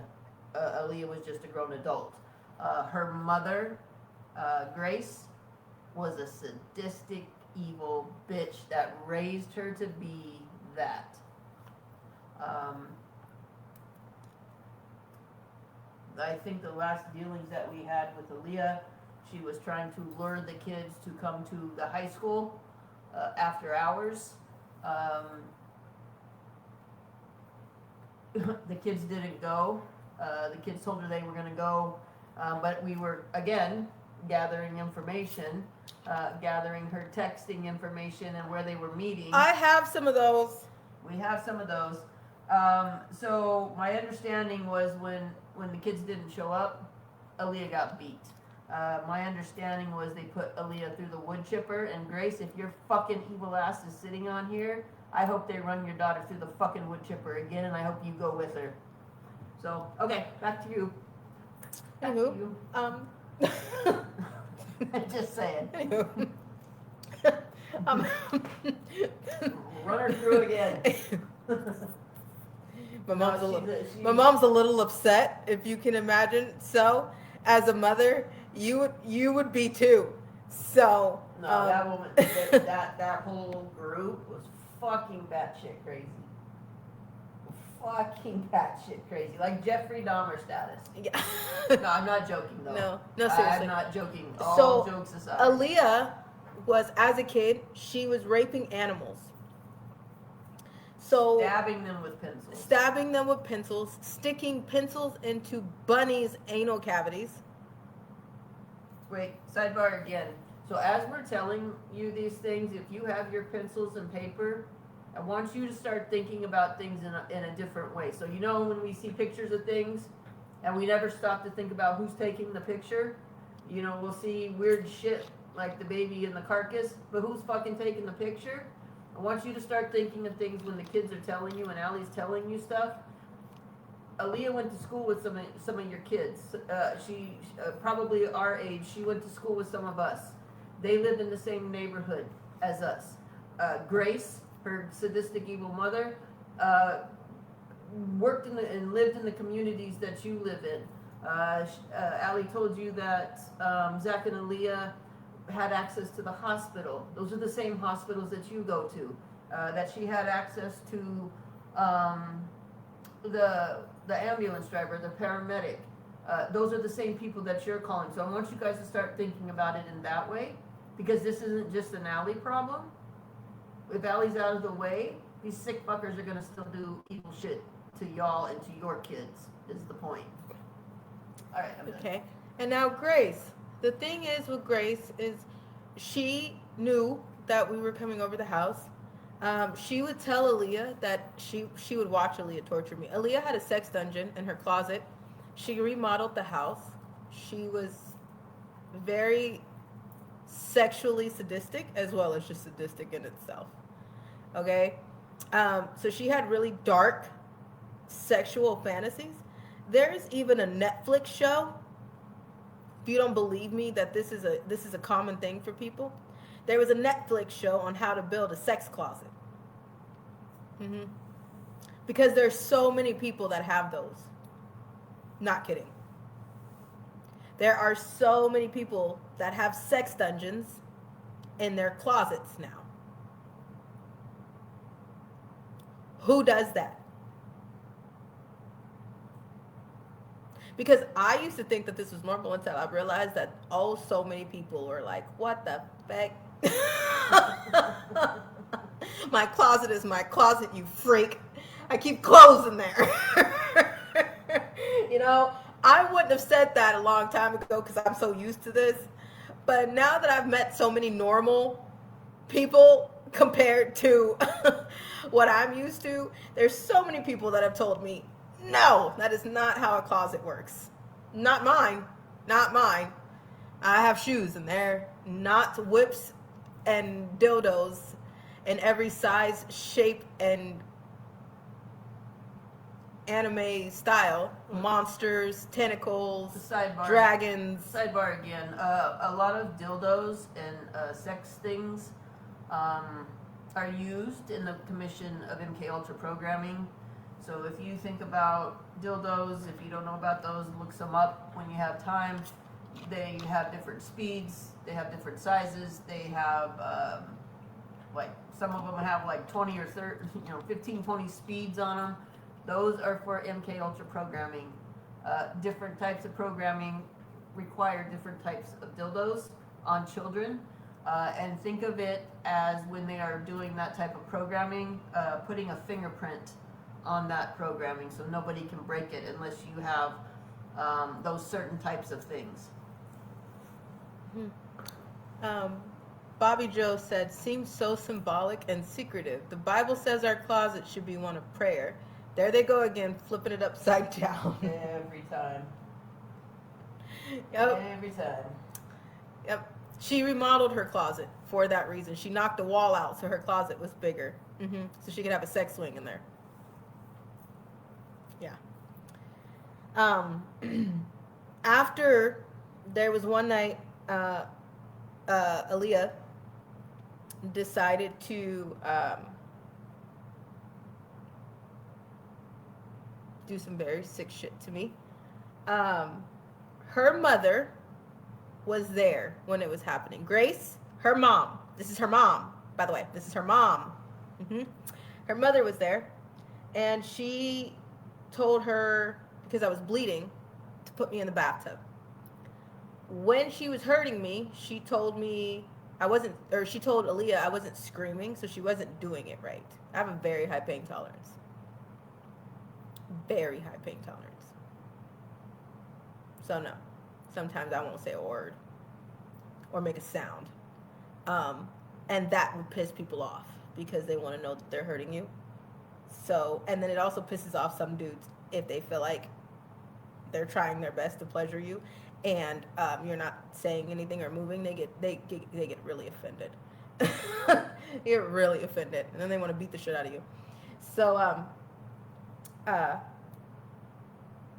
her mother told her, put me in the bathtub because I wasn't crying, but I was bleeding.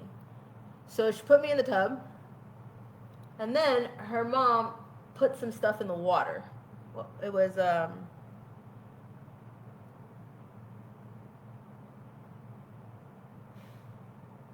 my brain right now. Point. Some type of salt. It was some type of salty vinegar something, and it burned the shit out of me. That's when I was screaming. It felt like my whole body was on fire. Then she said she was doing it right. Then she made Aaliyah tie me back up in the closet after I was burning like that, screaming, fighting them to get out of the bathtub. Then they put me back in the sex swing. And then she did stuff to me, and I was crying my eyes out. And then Grace said she was doing it right. So the reason why my mom is that hot and says Grace can run through that wood chipper too, that's why. But you know what? The things that we're describing are normal life for these people. It's generational. It passes down from one generation to another. Grace was essentially the coach for her daughter Aaliyah to be an evil, sadistic bitch. What we have to realize as humanity is that we live in a rape culture. We live in a pedophile culture. That stuff is generational. It's being passed down. I want you guys to start pulling people. Look to your family who lives in your house. Look to your friends. Look to everybody and start counting and taking notice of how many people have childhood sexual abuse going on. We tend to think that it was just our creepy uncle in our house, and we try to keep those things in our house.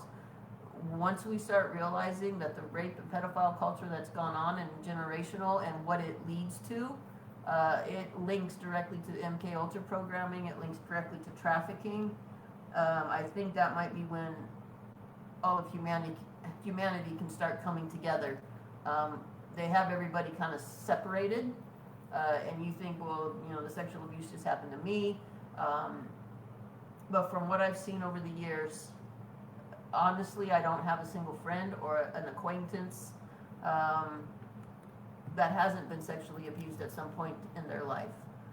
When you start doing the math and start looking at what's going on, I think everybody's going to be shocked, and everybody should be outraged, and everybody should start working together to protect the children.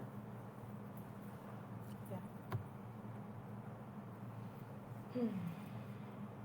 Okay. Moving on.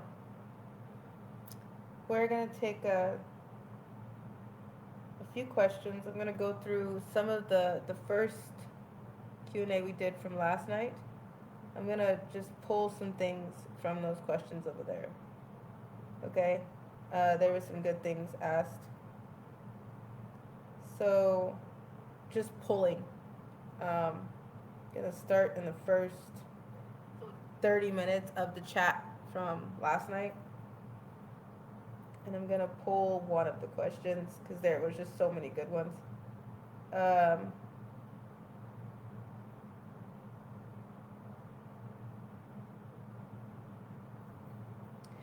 You know, another comment, Julia Crystal Lane, Atkins Lane, she said, so crazy about Patton since I did my nursing clinicals there and always wondered why they had a damn children's playground on Patton property for adult criminally insane. Exactly. Yes. Your children, if you're in the hospital for the criminally insane, why are children visiting? Is that a place for visitation? Really? Is it really a place for visitation?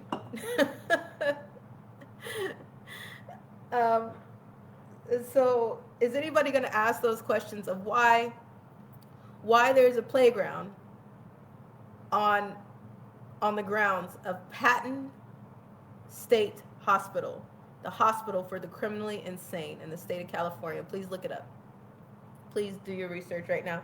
If admin, if you don't mind, any admin, if y'all are available, angels, do y'all mind posting a link to Patton State Hospital so somebody knows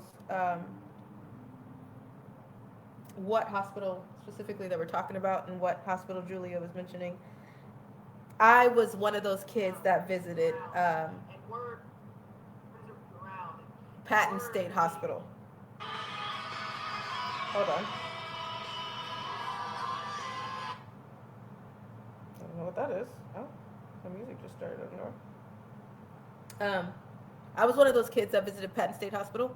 La Ronda, Outlaw, La Crotch Rocket, La Twat Waffle, La Diabla. She was one of the patients and residents. She was a regular returning patient resident of Patton State Hospital. And when I was about between the age of 7 to 9 years old, I'm not sure approximate, I was going to Banyol Elementary, which sits right next to Patton State Hospital. I was going to that school, and I was taken to the hospital to visit her. And they were playing really sadistic games with me. Stuff happened to me while I was at Patton State Hospital. There is a playground right there. And when they're done experimenting on children, and when they are experimenting on children, I had a heart monitor on at the time. And I was running around the playground of Patton State Hospital. And if somebody would take the time to research what the fuck I said and look into my evidence, you would see that. If someone would take the time to dig into the background, the real background of the person that was on the internet saying all these horrible things that weren't true, then you would have seen that as well, that she was one of the patients there. Okay. So if you need a link to Patton State Hospital, you can go ahead and look at the Telegram chat as well. Christine Bremner said, why is this school next to this criminally insane hospital?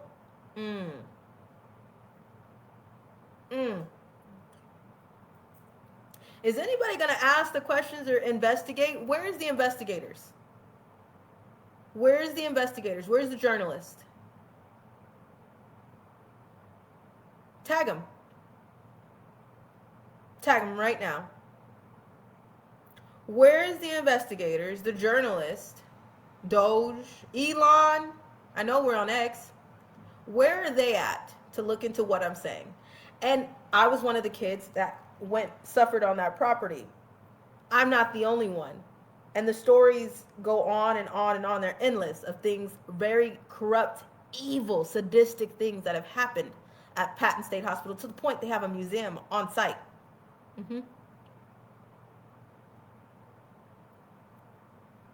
If you're in the state of California, if you're in the city, San Bernardino, if you have the chance, drive around Patton State Hospital. I want you to start at Banyol Elementary School. I used to go there. I used to leave from Banyol Elementary and walk straight across the street to the daycare It was called Mulberry at the time, Mulberry. They're in relation with KinderCare,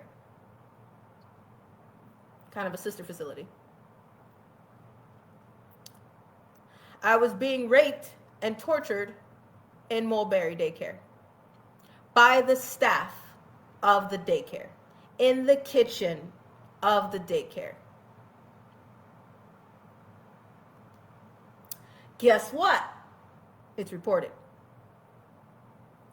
If someone would dig into my evidence and listen to what the fuck I'm saying, you'd be able to find it. So if you have the chance, go on over there. And I want you to think, what the fuck, like Christine Brimner just said, why is Bonnie Old Elementary School, an elementary school where children are leaving the grounds and walking, why is this elementary school right next to a criminally insane hospital? When you drive around Patton, you will see the playground. That while I had a heart monitor on, they let me run around the playground after they were running experiments on me. They let me run around that playground. I'm not the only child that has ran around that playground. Is anybody gonna look into it? Or are you gonna look into it when I'm dead? Because somebody's gonna resurface this and be like, well, shit. They got her. Is she at Patton State Hospital?